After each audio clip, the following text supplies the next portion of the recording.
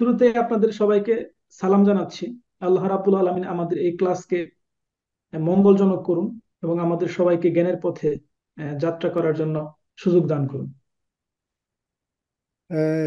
Konumuz İslam ümmeti ve gelecek dünya düzeni. Bunu biz şöyle de ifade edebiliriz. İslam ümmeti ve insanlığın geleceği. আমাদের আজকের আলোচনার বিষয় হচ্ছে আহ, মুসলিম উম্মাহ এবং আগামীর বিশ্ব ব্যবস্থা, কিন্তু আমরা কি এইভাবে বলতে পারি যে মুসলিম উম্মাহ এবং সমগ্র মানবতার ভবিষ্যৎ। Ee, Şunu özet olarak ifade etmekte fayda var. İnsanlığın tür olarak varlığının devamı, geleceği Müslümanlara bağlı. আমরা এটাকে এভাবে বলতে পারি, মানব জাতি তার জাতিগত হিসেবে যদি পৃথিবীতে টিকে থাকতে চায় তাহলে এটা মুসলমানদের অস্তিত্বের উপর নির্ভরশীল। Eğer Müslümanlar bu vazifeyi üstlenmezlerse insanlık tür olarak yok olacak. যদি মুসলমানগণ এই দায়িত্ব পালন করতে ব্যর্থ হয় তাহলে পুরো মানবতাই ধ্বংস হয়ে যাবে, অর্থাৎ মানব জাতি বলতে কোনো জাতি থাকবে না। Çünkü Batılıların son 200 yılda sahip oldukları bütün imkanları, kullanma tarzları neticesinde bütün bir insanlık yok oluşla karşı karşıya kaldı.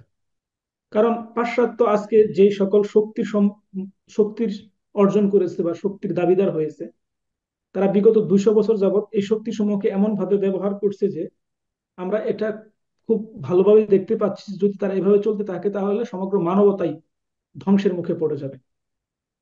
Özellikle son 200 yılda, hele hele son 100 yılda, yani 20. yüzyılda, Hristiyan takvimine göre 20. yüzyılda Batılıların Batı yapacakları hayırlı bir şey söz konusu olduğunda o hayırlı işleri yapmalarını önünde hiçbir engel yoktu.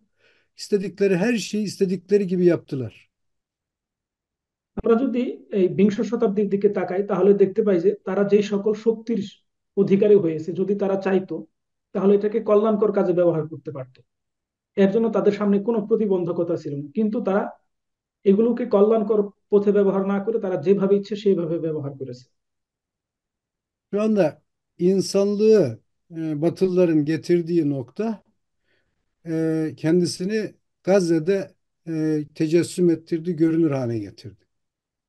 পাশ্চাত্য আসলে কি বা তারা কোন অবস্থায় এসে উপনীত হয়েছে এর সবচেয়ে বড় প্রমাণ হচ্ছে আজকের গাজা। গাজা দেখলেই বোঝা যায় পাশ্চাত্য কি এবং তারা কি করতে চায়। Gazze'de herhangi bir sıradan bir çatışma söz konusu değil. Hele hele bir savaş kesinlikle söz konusu değil. Orada zulmün Batılıların oluşturduğu zulüm düzeninin nasıl işlediğinin bir örneğini görüyoruz. আজকে Temsiliyeti গাজা yüksek bir örneğini. আজকে গাজায় যা হচ্ছে এটা কোনো যুদ্ধ নয়, এটা আসলে পাশ্চাত্য কি তার পরিচয়কে তুলে ধরছে গাজার মধ্য দিয়ে। Evet. Şimdi nedir peki mevcut durum? Yani bunu biraz daha niye böyle düşünüyoruz? Bunu biraz daha netleştirmemiz lazım. Özellikle şöyle bir yol takip edelim mi Burhanettin? Ben PowerPoint sunumu şey yapayım. Orada bazı şeyleri yazayım ve orada mı takip edelim? Daha iyi olur mu? Kalıcı olur mu o zaman? Ee, Bu şekilde de olabilir hocam. Yani Tamam, bu şekilde devam edelim o zaman. tamam hocam. Şimdi bir defa şunu çok açık bir şekilde söyleyebiliriz günümüzde. Dünyanın hiçbir yerinde yaşayan insanlar güvende değil. প্রথমত আমরা বর্তমান অবস্থার দিকে যদি তাকাই তাহলে এই কথা আমরা বলতে পারি যে বর্তমানে পৃথিবীর কোনো জায়গার কোনো মানুষই নিরাপদে নয়।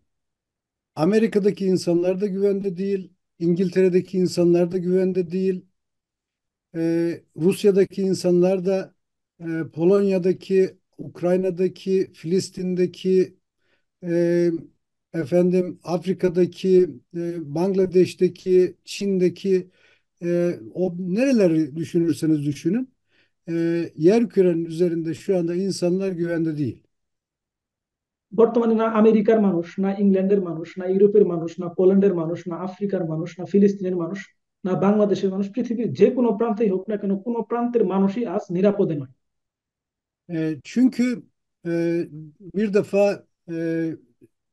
bütün o büyük devletlerin elinde nükleer silahlar var ve bu nükleer silahları her an kullanabilirler.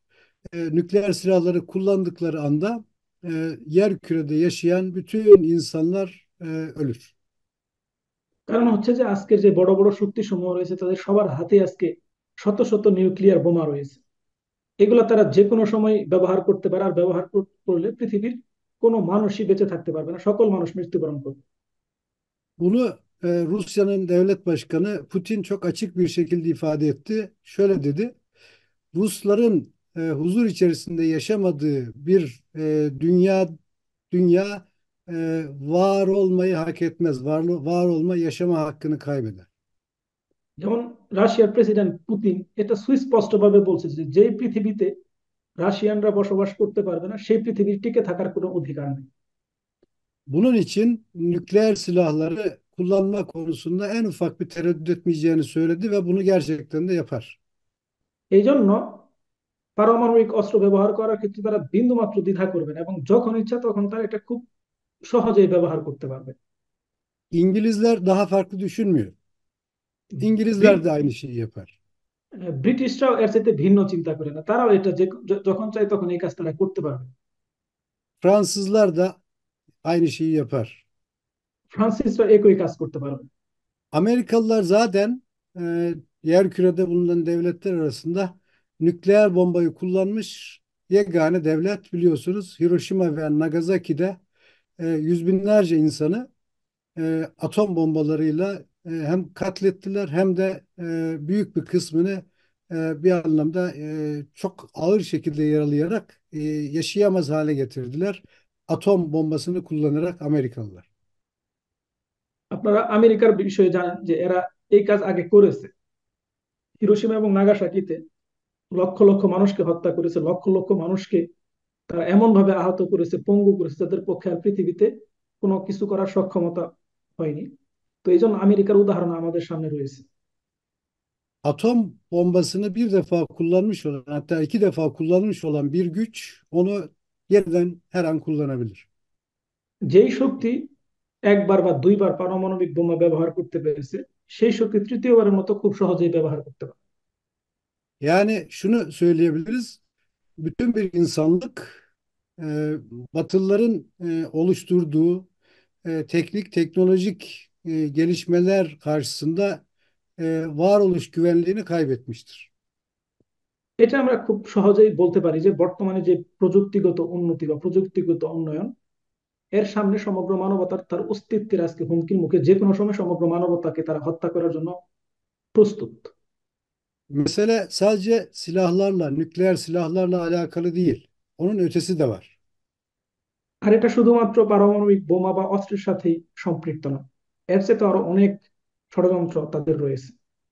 Biyo, biyoteknoloji alanındaki gelişmelerin amacı şu anda mevcut olan tür olarak şu anda mevcut olan insanları aşacak ve bu insanlardan daha farklı biyolojik yeni bir tür geliştirme amacına matuf.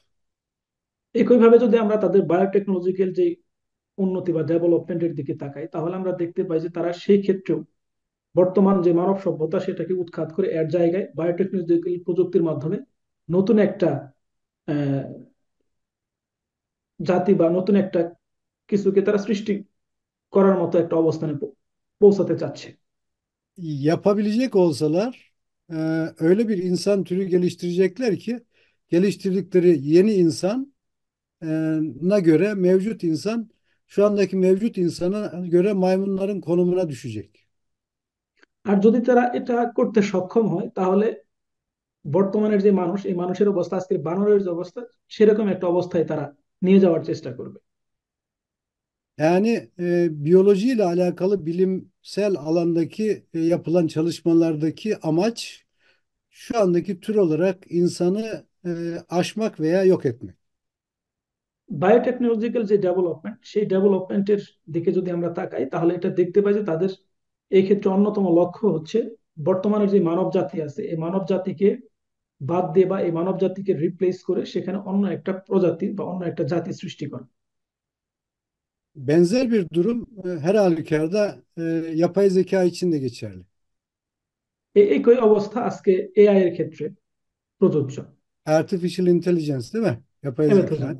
Evet. O alandaki gelişmeler özellikle bütün bir şeyin yine bu sefer yapay zeka üzerinden oluşturulacak olan robotları öyle bir hale getirmek istiyorlar ki bu robotlar şu andaki mevcut insanların bütün özelliklerini taşısın ve bundan artık mukayese edilmeyecek kat be kat binlerce kat güçlü bir varlık olsun. আমরা যদি বর্তমানে তাদের আর্টিফিশিয়াল ইন্টেলিজেন্সের যে ডেভেলপমেন্ট বা বিকাশের দিকে তাকাই তাহলে দেখতে পাই যে তারা এটাকে এমন এক পর্যায়ে নিয়ে যেতে চাচ্ছে যে পর্যায়ে তারা বর্তমানের যে মানুষ এই সকল মানুষের সকল ধরনের যে বৈশিষ্ট্য এগুলাকে বহন করবে, পাশাপাশি এর চাইতে হাজার গুণ শক্তিশালী হয়ে গড়ে তোলার জন্য তারা প্রচেষ্টা চালাচ্ছে। Dolayısıyla yapay zeka cihetinden de yapılan araştırmalar ve çalışmalar şu anda tür olarak mevcut olan insanı yok etme amacına matuf. ফলশ্রুতিতে আর্টিফিশিয়াল ইন্টেলিজেন্সের যে কার্যক্রম বা এক্ষেত্রে তাদের যে গবেষণা এটাও আমাদেরকে দেখায় যে বর্তমানে যে মানব সভ্যতা এই মানব সভ্যতাকে উৎখাত করার জন্য তারা কাজ করে যাচ্ছে। Yerkürede şu anda insan tür olarak insanlığın güven içerisinde olmadığı derken aklımızda ilk gelen hususlar bunlar. Bunlar çok ciddi problemler, ciddi tehditler. বর্তমানের যে পৃথিবীর কোথাও মানুষ আজকে নিরাপদে নয় এর অর্থ হচ্ছে এই সকল বিষয়। অর্থাৎ আজকের যে সকল বিষয়ে আমরা কথা বললাম এই সকল বিষয় অনেক বড় বড় হুমকি আজকে মানব জাতির সামনে। Bütün bunlara karşı Batılıların yani yeryüzündeki hegemonyayı elinde tutanların insanlığı muhafaza etme yönünde yapabilecekleri hiçbir şey mevcut değil. Hiçbir umut yok. আর এই সকল বিষয়ের সামনে বাধা হয়ে দাঁড়াবে বা এই সকল বিষয়কে বন্ধ করতে পারবে এমন কোন শক্তি আজ আমরা দেখতে পারতেছি বা দেখতে পাচ্ছি না। Halbuki Cenab-ı Hak yeryüzünü tür olarak insanlığa emin bir vatan olarak yarattı. অথচ মহান আল্লাহ রাব্বুল আলামিন এই দুনিয়াকে মানব জাতির জন্য একটা বালাদুল আমিন হিসেবে বা নিরাপদ আশ্রয়স্থল হিসেবে সৃষ্টি করেছেন। Dolayısıyla tür olarak insanlığın güven içerisinde yaşamadığı yer e, esas itibariyle e, bizim nasıl bir yani yer kürenin tür olarak insanlığın güven içerisinde yaşayamadığı bir yer haline gelmesi e, insanlık tarihini incelediğimizde ilk defa gerçekleşmiyor. তো আজকে যে এই যে মানব জাতির জন্য সমগ্র পৃথিবীকে নিরাপত্তাহীন বা অনিরাপদ একটা জায়গায় পরিণত করা হয়েছে, এটা আসলে আমরা যদি বিশ্বের ইতিহাসের diye তাকাই তাহলে এটা প্রথমবারের জন্য কোনো কিছু না, এর আগেও আমরা এর উদাহরণ দেখতে পাই।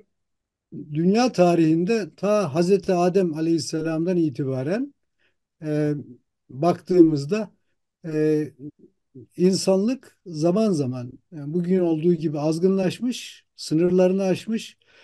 Sınırlarını aştıktan sonra Cenab-ı Hak onlara peygamber göndererek onları yeniden istikamete, doğru yola davet etmiş ve onlar belli ölçüde bu istikamete tutunarak tür olarak insanlığın varlığının muhafazasını temin etmişler. আদম আলাইসাল্লাম থেকে শুরু করে বর্তমান সময় পর্যন্ত যখনই মানুষ তার সীমাকে অতিক্রম করেছে তখনই আল্লাহ রাব্বুল আলামিন পয়গাম্বর প্রেরণ করে তাদেরকে আবার সঠিক pothe দাওয়াত দিয়ে তাদেরকে সত্যের পথ দেখিয়েছে। E, Bütün her bir peygamberin Kur'an-ı Kerim'de kıssaları anlatılan peygamberleri dikkatlice inceleyecek olursak her bir peygamber tür olarak insanlığın yok olmasını ile karşı karşıya kalma durumunda insanlığa varoluş kapısı açmış ve insanlar o kapıdan girerek tür olarak varlığını muhafaza edebilmiş. আমরা যদি পয়গাম্বরদের জীবনীকে বিশ্লেষণ করি তাহলে দেখতে পাই যে প্রত্যেকটি পয়গাম্বরই মানব জাতির অস্তিত্ব রক্ষার জন্য কাজ করেছেন, এবং মানব জাতির যাতে তাদের অস্তিত্বকে রক্ষা করতে পারে এই জন্য তারা এমন একটা পথ উন্মোচন করেছেন যেই পথ দিয়ে প্রবেশ করে সমগ্র মানবতা তার অস্তিত্বকে পুনরায় রক্ষা করতে সক্ষম হয়েছে। Bugün yaşadığımız şartların benzerini tarihi olarak ahir zaman peygamberi Hz. Muhammed sallallahu aleyhi ve sellemin bi'seti zamanında da görüyoruz. Bu bi'set zamanında da günümüzdekine benzer bir şekilde tür olarak insanlık yok olma tehlikesiyle karşı karşıya gelmişti. একইভাবে যদি আমরা হজরত পয়গম্বর সাল্লাহ আলি সাল্লাম আখির জামানের পয়গম্বরের দিকে তাকাই তাহলে সেই সময়ে দেখতে পাই তিনি যখন প্রেরিত হয়েছেন ওই সময় মানুষ এরকম একটা হুমকির মুখে ছিল। তো সেই সময় আল্লাহ রাব্বুল আলমিন তাকে পাঠিয়ে মানব জাতির অস্তিত্বকে পুনরায় রক্ষা করেছেন। Yalnız o dönemdeki sorun teknik, teknolojik ve bilimsel gelişmelerden dolayı değil. E, Esas itibariyle insanlığın ahlaki vasatı varlığını sürdürecek ahlaki vasatı kaybetmesinden kaynaklanıyor. তো এখানে একটা মৌলিক পার্থক্য রয়েছে, ওই সময়ের মানুষের হুমকি ছিল তারা আখলাকি যেই আখলাককে হারিয়ে ফেলার কারণে তারা একটা ধ্বংসের মুখোমুখি হয়েছিল, কিন্তু বর্তমানে আমরা প্রযুক্তিগত একটা হুমকির সম্মুখীন। Bugün de insanlığın karşı karşıya kaldığı sorunun bir boyutu tamamen yine e, esas itibariyle ahlaki cihetten e, karşımıza çıkıyor. Ahlaki cihetten baktığımızda günümüzde artık iyi ve kötüyü birbirinden ayıracak kriterleri insanlık kaybetmiş vaziyette. তো বর্তমানেও যে এই বিষয়টি নাই তা তা নয়, বর্তমানেও সমগ্র মানবতা আখলাকি সংকটের মধ্যে পড়ে রয়েছে, এমনকি কোনটা ভালো কোনটা মন্দ, এই ভালো এবং মন্দের মধ্যে পার্থক্য করার যে যোগ্যতা, এই যোগ্যতাকেও aşkı মানব জাতি হারিয়ে ফেলেছে। E, Öyle olduğu için de yani en meşhur işte postmodern söylemlerin temsil gücü yüksek ifadesi olarak kullanılan anything goes tam da bunu ifade ediyor.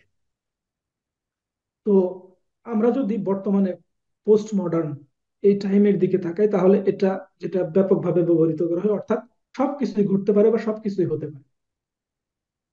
Her şey caizdir ifadesi, her şey mümkündür, her şey olabilir demek aslında her şeyin mümkün olduğu anlamına gelmiyor. Bunun da anlamı gücü ve iktidarı elinde bulunduranların istediği olur anlamına geliyor. তো এখানে সবকিছু জায়েজ বা সবকিছুই হতে পারে এর অর্থ এই না যে সবাই সবকিছু করতে পারে। এখানে এর অর্থ হচ্ছে যে যাদের হাতে শক্তি আছে, যাদের ক্ষমতা আছে, শুধুমাত্র তাদেরই যা ইচ্ছা তাই করার ক্ষমতা আছে। Yoksa yani Amerika'da, İngiltere'de, Almanya'da yaşayan insanlar istediklerini yapabilirler. Çünkü anything goes ve onlar her istediğini yapabilir. Özgürdür anlamına gelmez. Bunun manası şudur. Onlar kendileri için tasarlanmış olan bir dünyada kendileri için öngörülen fonksiyonları üstlenerek onu icra edebilirler. অর্থাৎ আমেরিকা, ইউরোপে বা জার্মানিতে বা ফ্রান্সে বসবাসকারী ব্যক্তিরা যা ইচ্ছে তাই করবে এরকম। এখানে মূল বিষয় হচ্ছে যে তাদেরকে যে দায়িত্ব দেওয়া হয়েছে এর ভেতরে থেকে তারা ওইটার আলোকে কাজ করতে পারবে। এখানে এর অর্থ এই না যে এনিথিং গজ, অর্থ সে তার মতো স্বাধীন যা ইচ্ছে তাই করতে পারবে এরকম না। Onun için kendi istediklerini değil, yapısal olarak tasarlanmış olan bir düzen içerisinde kendilerinden istenileni vazife olarak üstlenip onu icra ederler. তো এখানে মানুষ তার স্বাধীন শক্তিকে ব্যবহার করে নয়, বরঞ্চ যে স্ট্রাকচার দাঁড় করানো হয়েছে সেই স্ট্রাকচারের ভেতরে থেকে তার কাছ থেকে যেটা চাওয়া হচ্ছে সে সেটা ওইভাবে করতে বাধ্য। Özellikle yapısal olarak şunun altını çizmemiz lazım. Normal olarak modern dünyada insanlara neyi isteyecekleri öğretilir. Sonra o isteklerine uygun ürünler üretilir. Onlar arzu nesneleri haline getirilir. Sonra o üretilen arzu nesnelerinin ne elde edecek imkanlar sağlar insanlara. Bu üretilmiş olan arzular ve arzu nesnelerini elde etmek de özgürlük olarak takdim edilir. Biraz uzun oldu da. Çok mu karışık oldu? Evet hocam. E, Yazayım o zaman. Olur E, hocam. Yani bir ekran paylaşayım. Bu arada bir arkadaşımız soru sormak istedi ama şöyle yapalım. O da yanlışlıkla şey yaptı, el kaldırdı. Yani o soruları şey bittikten sonra yapalım. Evet hocam. Tamam? Tamam Öyle hocam. daha iyi olur. Şimdi modern dünyada özgürlük nedir? İnsanlara önce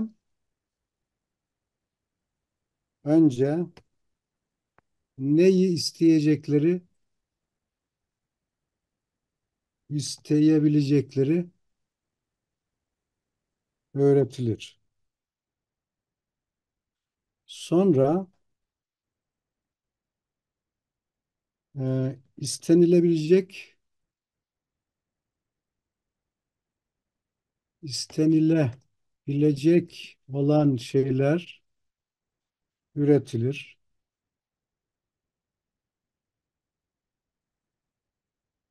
Üretilen şeyleri elde etme imkanı sağlanır. İnsanlara bu imkan sunulur. Kendilerinden eee istenileni isteyen insanlar, insanların bu isteklerinin yerine getiril getirilmesine özgürlük, freedom.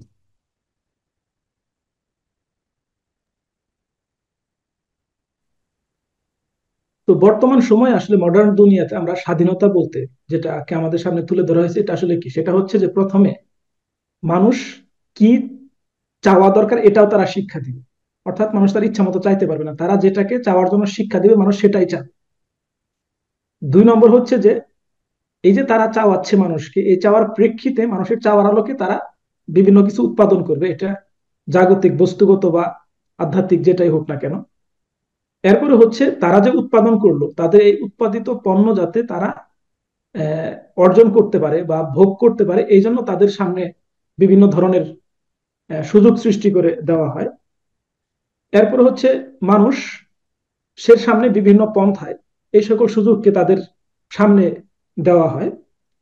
এরপর এই সকল মানুষের কাছ থেকে যে সকল বিষয় চাওয়া হয়, এই সকল বিষয় মানুষ তাদের তৈরি করা একটা সীমারেখার মধ্যে থেকে ওগুলাই মূলত পালন করার, এটাই হচ্ছে বর্তমান দুনিয়ার ফ্রিডম বা স্বাধীনতা। Evet. tamam Şimdi hocam demek ki iyi ve kötü yani insanlar nedir o zaman? Artık iyi ve kötüyü birbirinden ayıracak kriterlere sahip değiller. তো Sadece kendilerinden istenilen şeyleri yapabiliyorlar. তো এখানে মানুষ কোনটা ভালো কোনটা খারাপ এর মধ্যে পার্থক্য করার মতো কোনো বৈশিষ্ট্য মানুষের নেই। তারা ততটুকুই ক্ষমতার অধিকারী বা ততটুকুই করতে সক্ষম যতটুকু তাদের কাছ থেকে চাওয়া হয়ে থাকে। Tür olarak insanlığın varlığını sürdürmesinin ön şartı, ön şartları var. Nedir bu şartlar? Şöyle yazalım hemen. İnsanın nefsinin muhafazası, nefsin muhafazası, malın muhafazası,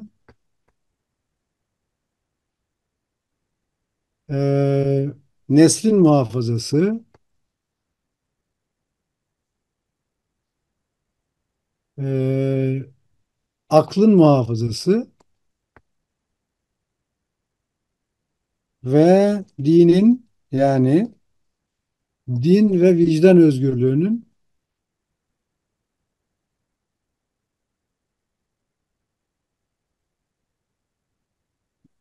muhafazası. Evet. Biz bunlara ne এখন diyoruz? মাকাসিদুশ শরিয়া। Evet, makasıdü şeria.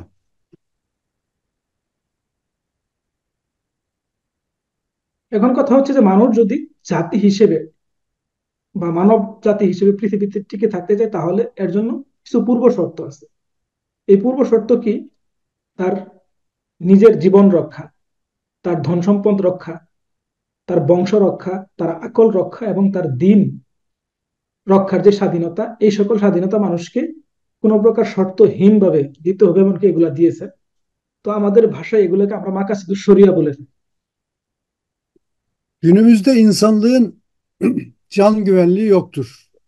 Onu konuştuk. Günümüzde insan oluşmuş olan mevcut dünyadaki ekonomik sistem, dünya sistemi dediğimiz sistem, insanların emeğinin e, hakkını vermeyi kesinlikle engelliyor.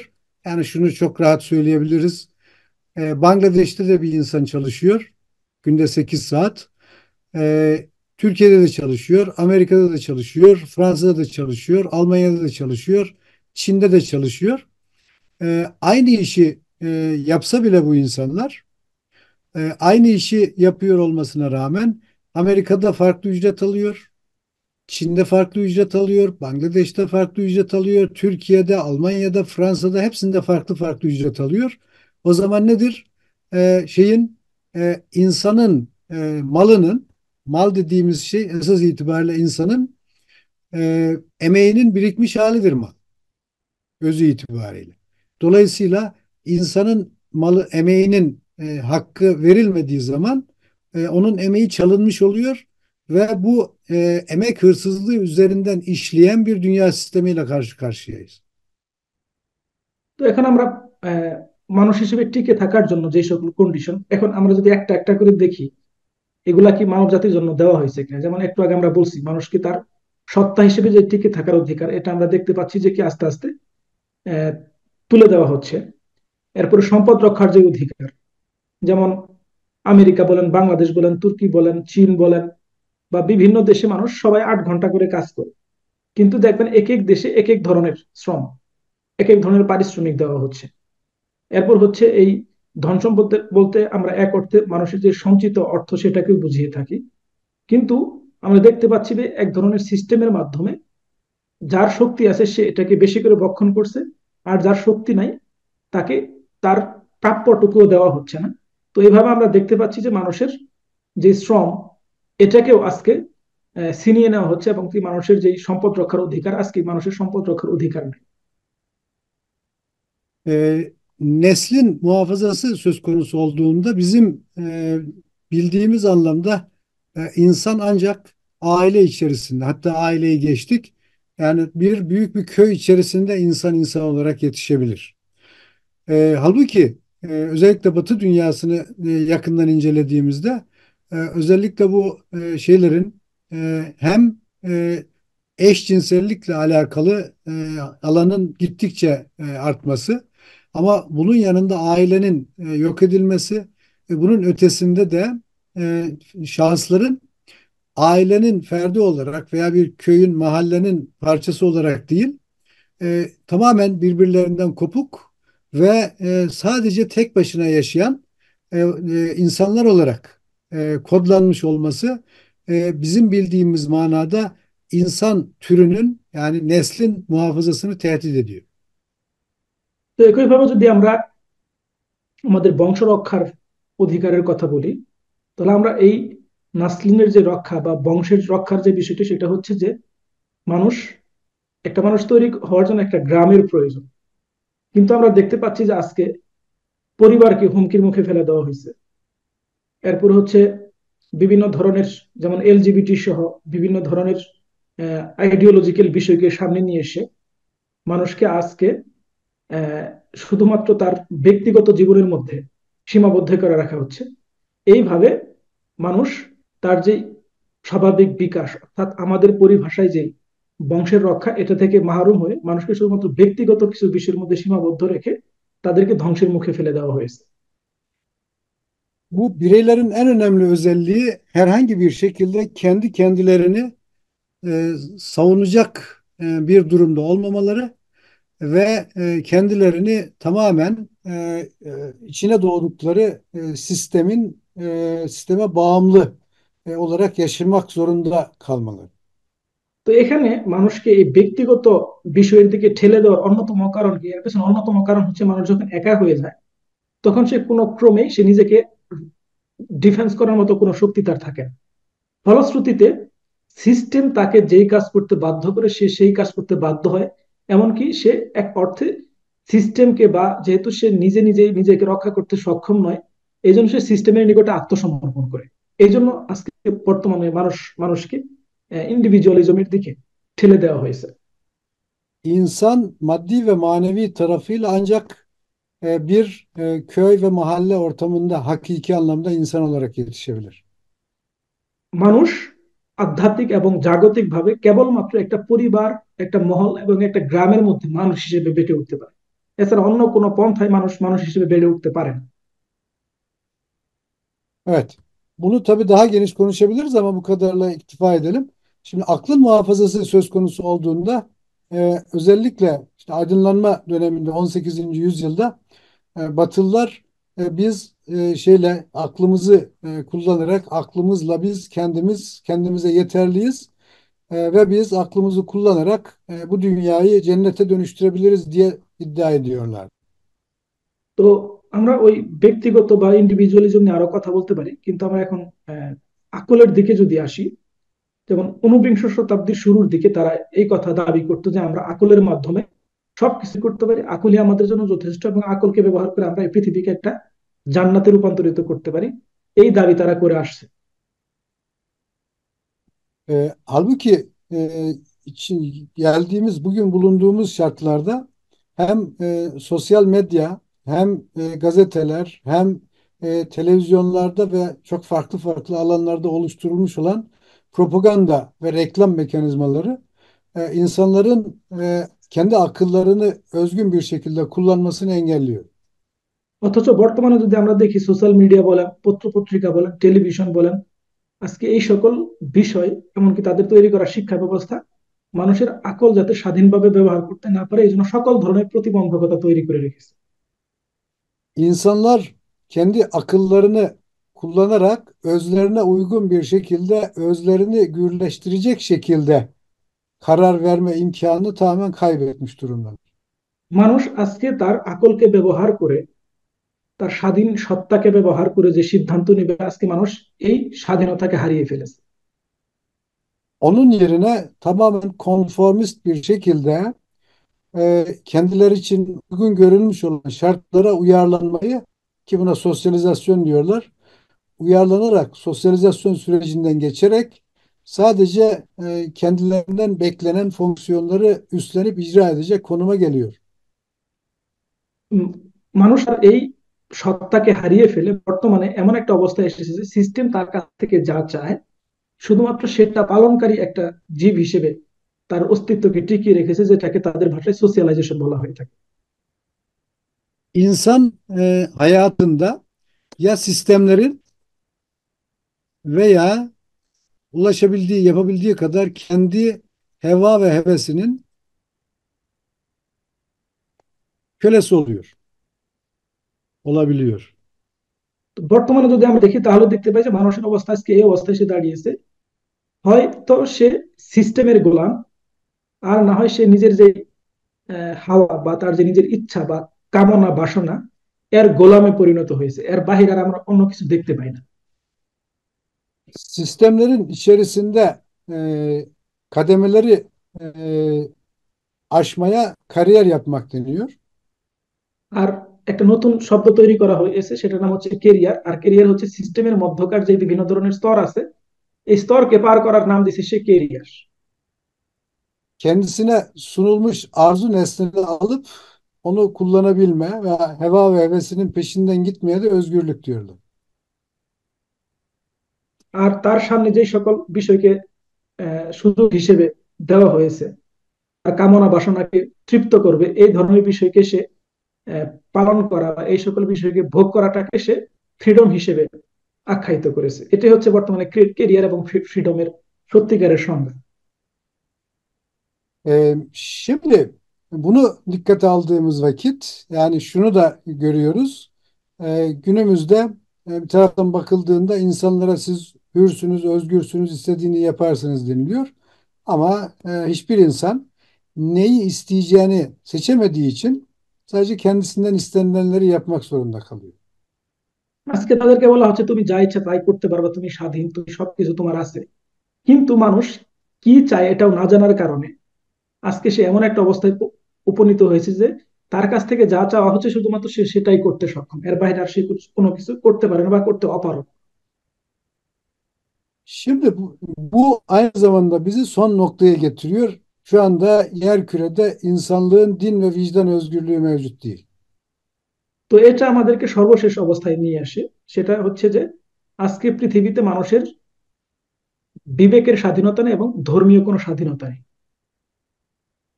Yani bir şeyde Amerika'da, Avrupa'da, Rusya'da veya Çin'de yaşayan insanlar yani yerine göre Afrika'nın çeşitli bölgelerinde, Güney Amerika'da yaşayan insanlar mesela İslamiyet hakkında öyle bir tasavvura sahip oluyorlar ki medya üzerinden özellikle bu tasavvurun hak ve hakikatle hiçbir alakası yoktur. বর্তমানে আমেরিকা বলেন, ইউরোপ বলেন বা আফ্রিকার কিছু কিছু অংশে বা অন্যান্য জায়গায় যেমন ইসলাম সম্পর্কে তারা এমন একটা ধারণার অধিকারী হয়ে থাকে যে যার সাথে ইসলামের কোনো সম্পর্ক নেই।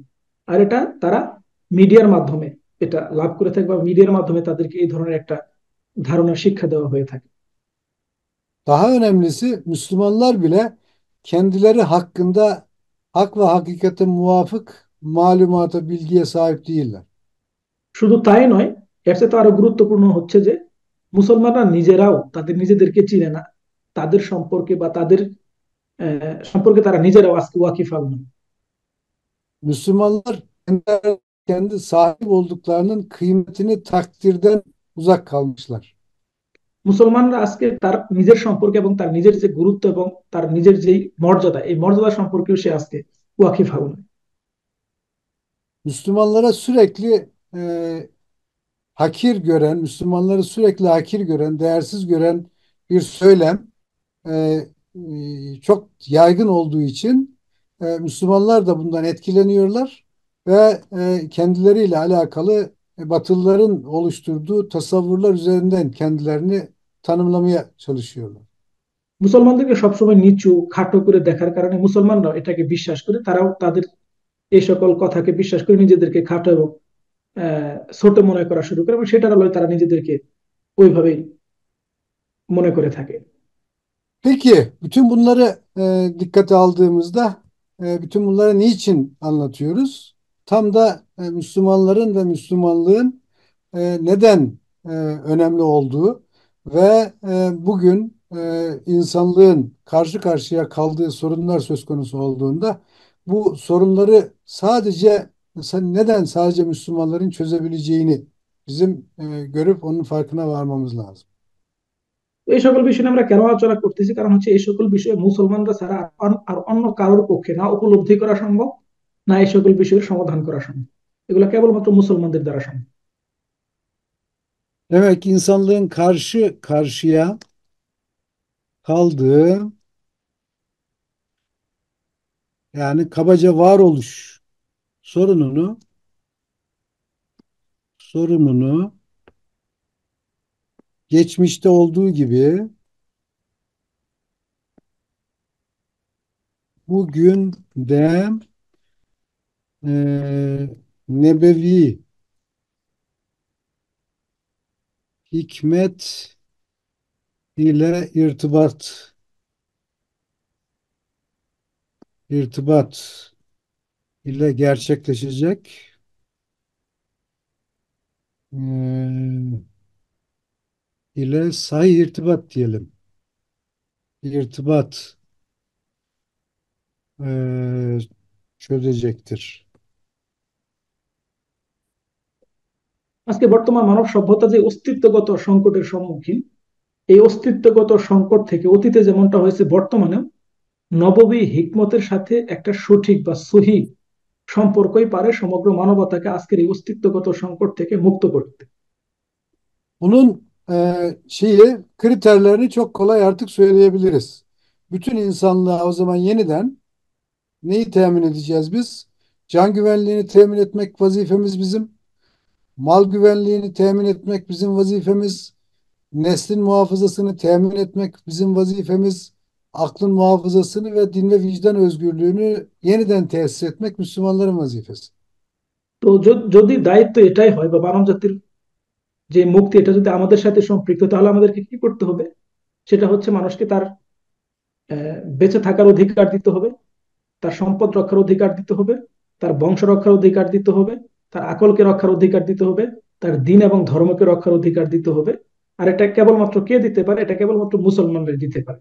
এই জন্য আমরা বলছি যে সমগ্র মানবতার যে অস্তিত্ব, এই অস্তিত্ব মুসলমানদের অস্তিত্বের সাথে সম্পৃক্ত। মুসলমানরাই পারে সমগ্র মানবতাকে পুনরায় টিকিয়ে রাখতে। Son 200 yılda Müslümanlar etkisiz kaldığı için insanlık varoluş tehlikesiyle karşı karşıya geldi.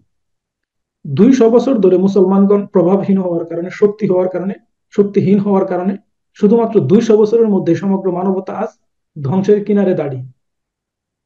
Yani insanlığın e, varlık tehlikesiyle karşı karşıya, varoluş tehlikesiyle karşı karşıya kalması bir varlıktan dolayı bir varlıktaki bir eksilmeden veya eksik bir bil fiil varoluştan bil fiil varoluştaki bir eksiklikten kaynaklanıyor.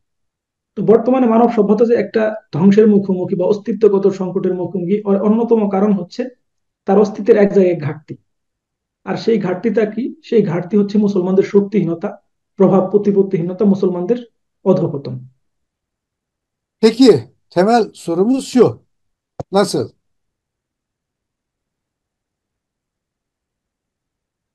এখন আমাদের সামনে যে বড় প্রশ্ন সেটা হচ্ছে কিভাবে সম্ভব, কিভাবে করবো, এটি hচ্ছে আমাদের সামনে বড় প্রশ্ন।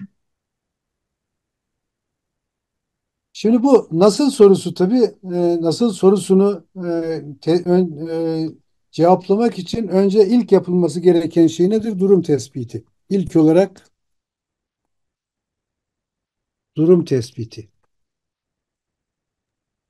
Durum tespiti yani insanın varlık şartlarının belirlenmesi. Bunu şöyle söyleyelim. Conditio humana'nın günümüzde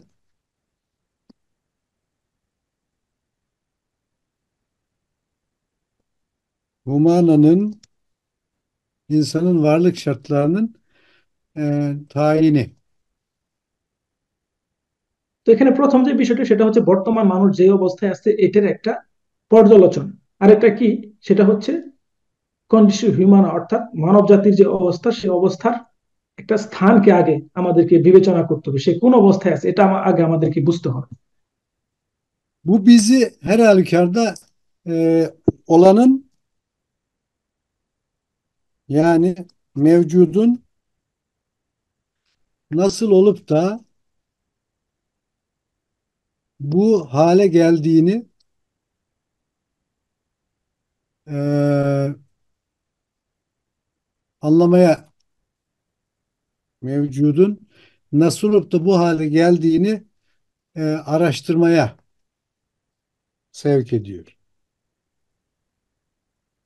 এখানে আমাদের প্রথম দায়িত্ব হচ্ছে, Araştırmak diyelim. Evet, araştırmak lazım. তেমন বুঝুন, Evet. এখানে আমাদের প্রথম দায়িত্ব হচ্ছে যে আমরা বর্তমান অবস্থায় কিভাবে উপনীত হব, এটাকে আগে প্রথমে বুঝতে হবে, প্রথমে গবেষণা করতে হবে। Şimdi buna kısaca biz ne diyoruz? Buna kısaca varlığın tarihi, mevcudun tarihi. আর এটাকে আমরা সংক্ষিপ্ত ভাবে বলে থাকি হচ্ছে তারিখুল মাওজুদ, অর্থাৎ মওজুদের ইতিহাস। আমরা বর্তমানে কিভাবে কেমন অবস্থায় আছি, কিভাবে উপনীত হলাম, এটার ইতিহাস। Mevcut dediğimizde Neyi kastediyoruz aynı zamanda? Mağdumu da birlikte düşünmemiz gerekiyor. আর মজুদ বলতে আমরা কি বুঝে থাকি? মজুদ অর্থ, মজুদ হচ্ছে যেটা অদৃশ্য বা যেটা নাই, সেটাকেও আমাদেরকে একত্রে চিন্তা করতে হবে। অর্থাৎ কি আছে কি নাই, এই দুইটাকে একসাথে চিন্তা করতে হবে। কারণ এই দুইটা চিন্তা Bu, না করলে আমরা মজুদকে বুঝতে পারবো না। bu bizi aynı zamanda şu soruyla karşı karşıya getiriyor. Yani şu anda insanlık bir şekilde mevcut olduğuna göre yani demek ki mutlak kötülükle karşı karşıya değiliz. Ama insanlığın hayatında bir şeyler eksilmiş. İşte o neyin eksildiğini bizim önce tespit etmemiz lazım. Neyin var olduğunu, bir de bazı şeylerin olmaması gerektiği halde onların mevcudiyeti. Yani evet, sen anlatırken buraya yazayım ben, evet. তামাম হোজা। তো এখানে মূল বিষয় হচ্ছে যে আমরা বর্তমানে যে অবস্থায় আছি, এখানে কোন মজুদটার অপূর্ণতা আছে, এটাকে প্রথমে বোঝা। যেহেতু আমরা মুতলাক একটা খারাপের সম্মুখীন, এই মুতলাক খারাপটা আমাদেরকে কেন আজকে এই অবস্থায় নিয়ে আসলো, এটাকে চিন্তা করা, পাশাপাশি কি না হওয়া দরকার ছিল, ওই না হওয়া মানে দরকারহীন বিষয়টাকে আমাদেরকে চিন্তা করতে হবে, এমনকি এটাকে আমরা কিভাবে উৎখাত করতে পারি এটার জন্য আমাদেরকে প্রচেষ্টা করতে হবে বা সেটাকে বোঝার চেষ্টা করতে হবে।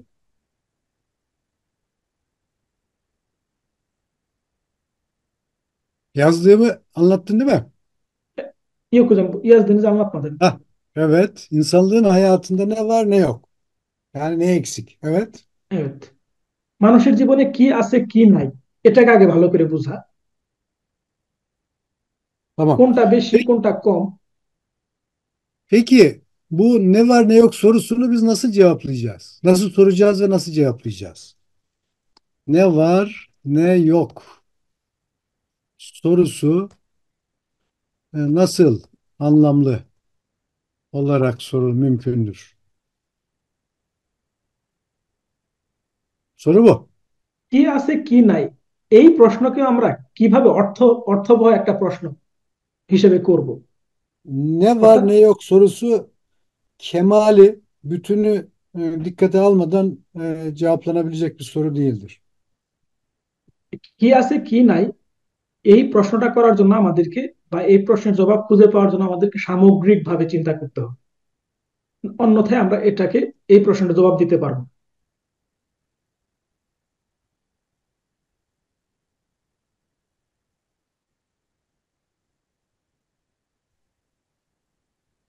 Evet. O zaman Bunu söyledim hocam. insanların Evet.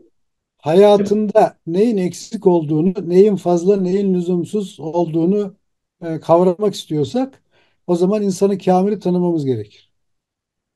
মানুষের জীবনে কোনটা বেশি কোনটা কম, এটাকে যদি বুঝতে চাই তাহলে আমাদেরকে কি করতে হবে? আমাদেরকে ইনসানে কামিল অর্থাৎ পরিপূর্ণ মানুষকে খুব ভালোভাবে চিনতে হবে।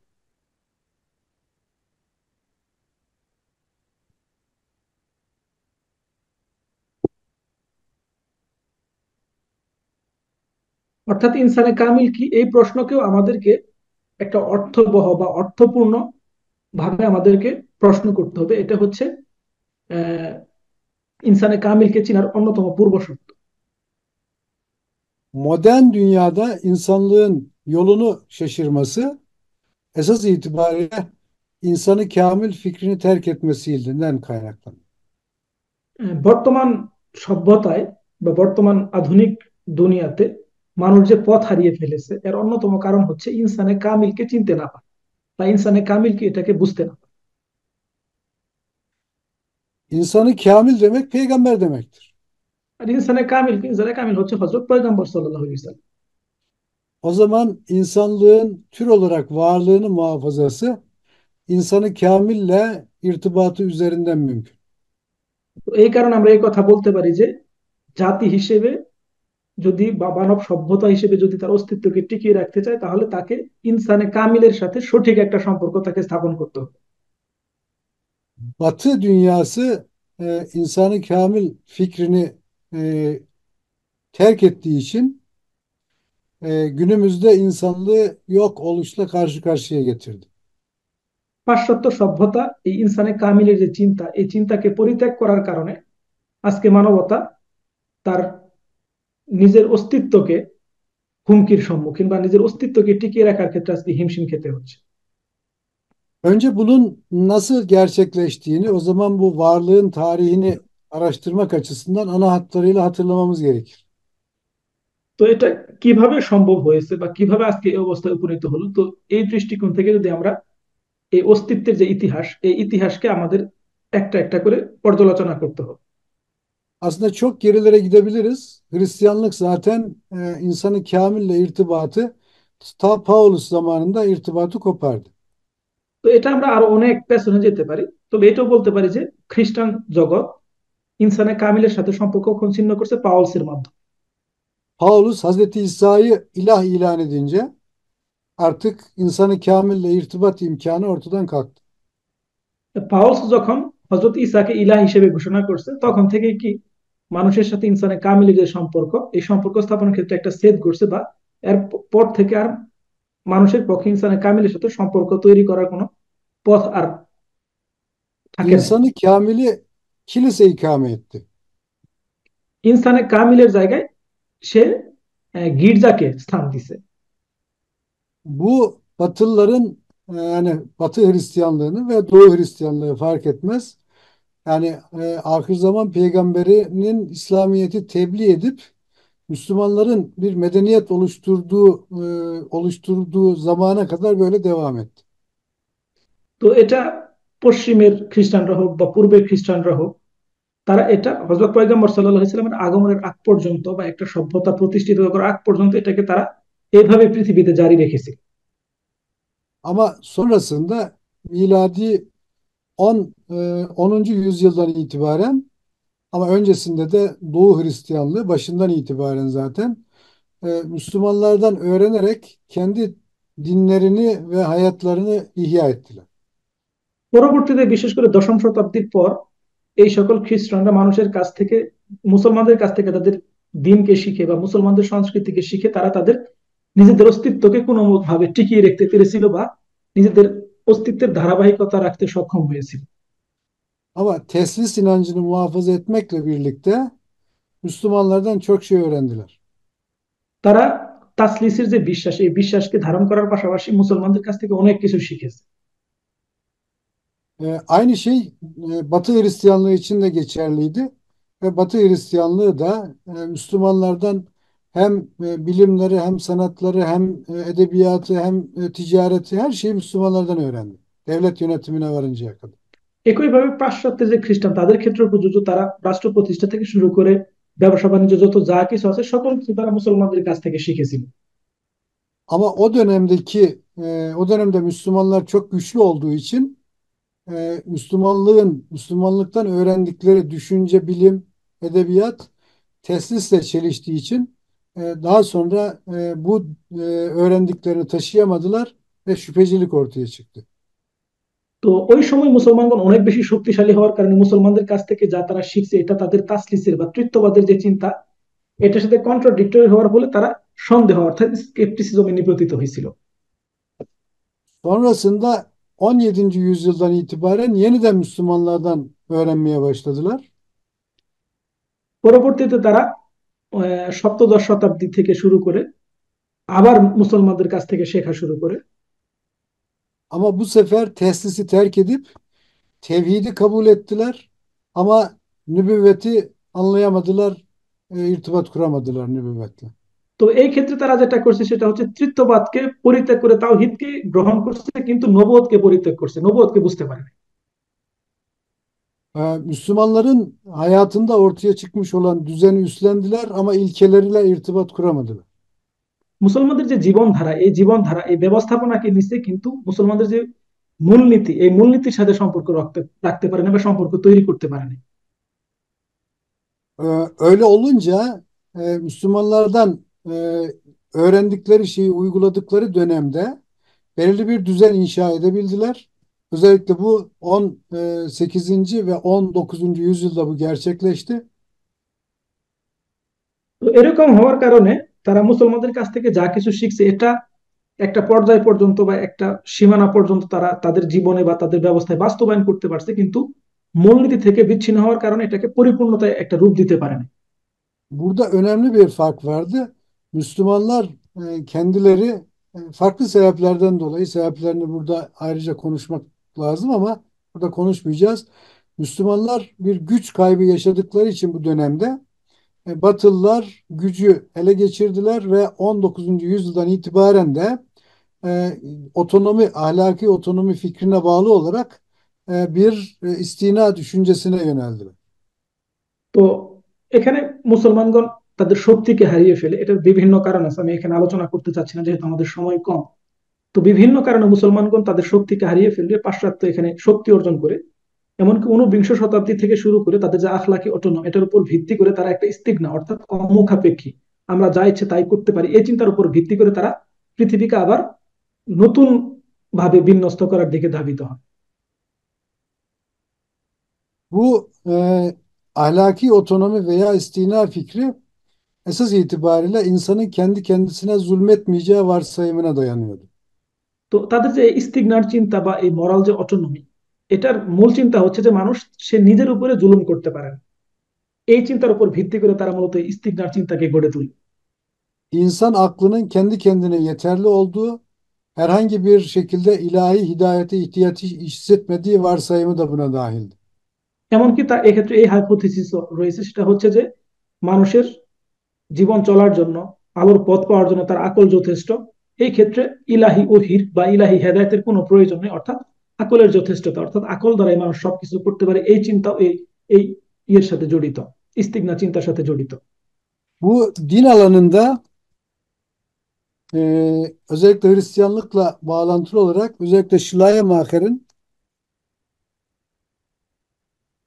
bu önemli bir Alman filozofudur, aynı zamanda teolog. Schleiermacher'in yaklaşımıyla din alanı akıl alanının dışında bir yere yerleştirildi ve dini tecrübe diye bir kavram oluşturularak onun üzerinden din tamamen irrasyonel bir alan olarak kabul edildi.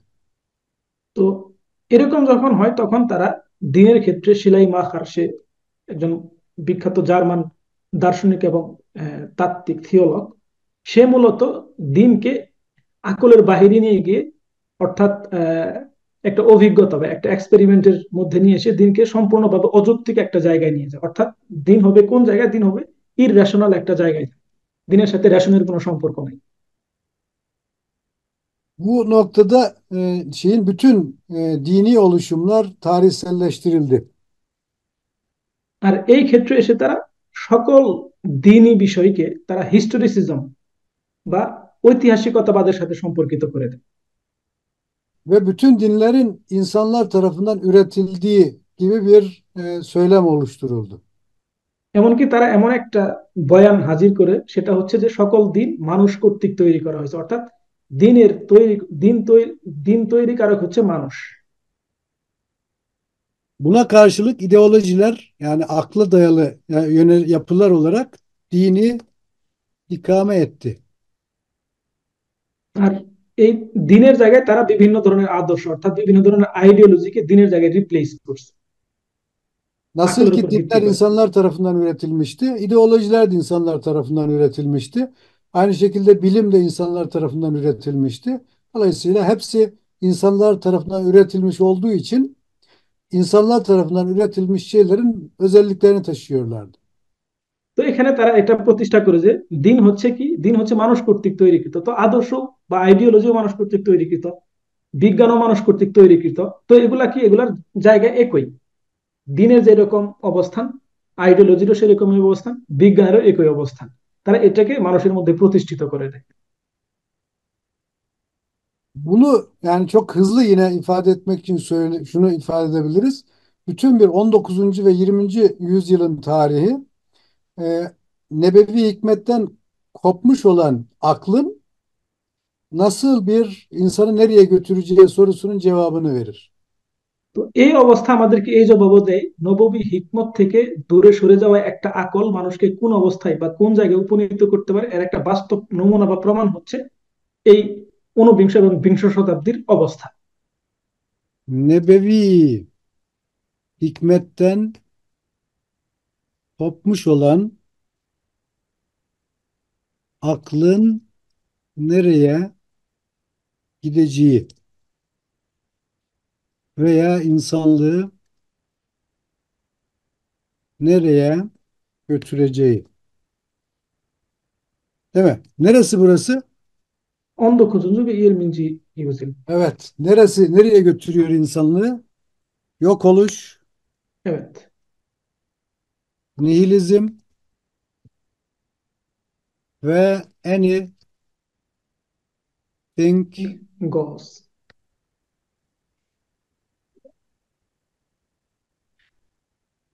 তো এই düşüncesi. বিষয় বলুন হুজাম। Evet. তো এই বিষয়টা অর্থাৎ নববী হিকমত থেকে বিচ্ছিন্ন একটা আকল কোথায় যেতে পারে, এমনকি মানবতাকে কোথায় নিয়ে যেতে পারে, এটা কোথায়, এটা হচ্ছে কি একটা ধ্বংসের দিকে, নিহিলিজমের দিকে, অর্থাৎ যেখানে নৈতিকতা বলতে কোনো কিছু থাকবে না। আরেকটা কি এনিথিং গজ, অর্থাৎ সবকিছু জায়েজ। এটাই কি, এটা হচ্ছে ঊনবিংশ এবং বিংশ শতাব্দীর একটা চিত্র। Ve gücü ele geçirmiş olan sistemlerin insanlar tarafından oluşturulmuş olan sistemler, bu sistemlerin kendilerini oluşturan, üreten insanlara hükmetmez. আরেকটা হচ্ছে কি, আরেকটা হচ্ছে যারা শক্তিকে ধরে রাখছে তাদের তৈরিকৃত সিস্টেমের গোলাম হিসেবে মানুষকে পরিণত করা, অর্থাৎ মানুষ সিস্টেমের গোলাম। Yani şöyle düşünün mesela Amerika devletini düşünün şöyle. Amerika'da Amerikan başkanı Pentagon'a hükmetmez. Pentagon Amerikan başkanına hükmeder. যেমন Pentagon'u আমেরিকার biliyorsunuz কথা değil mi? চিন্তা করেন, আমেরিকার Amerikan president Savunma Bakanlığı. efendim hocam. Pentagon'u biliyorsunuz. Evet, evet. Evet.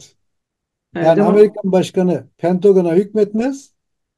Pentagon Amerikan başkanına hükmeder. Amerikan başkanının ne yapacağına Pentagon karar verir.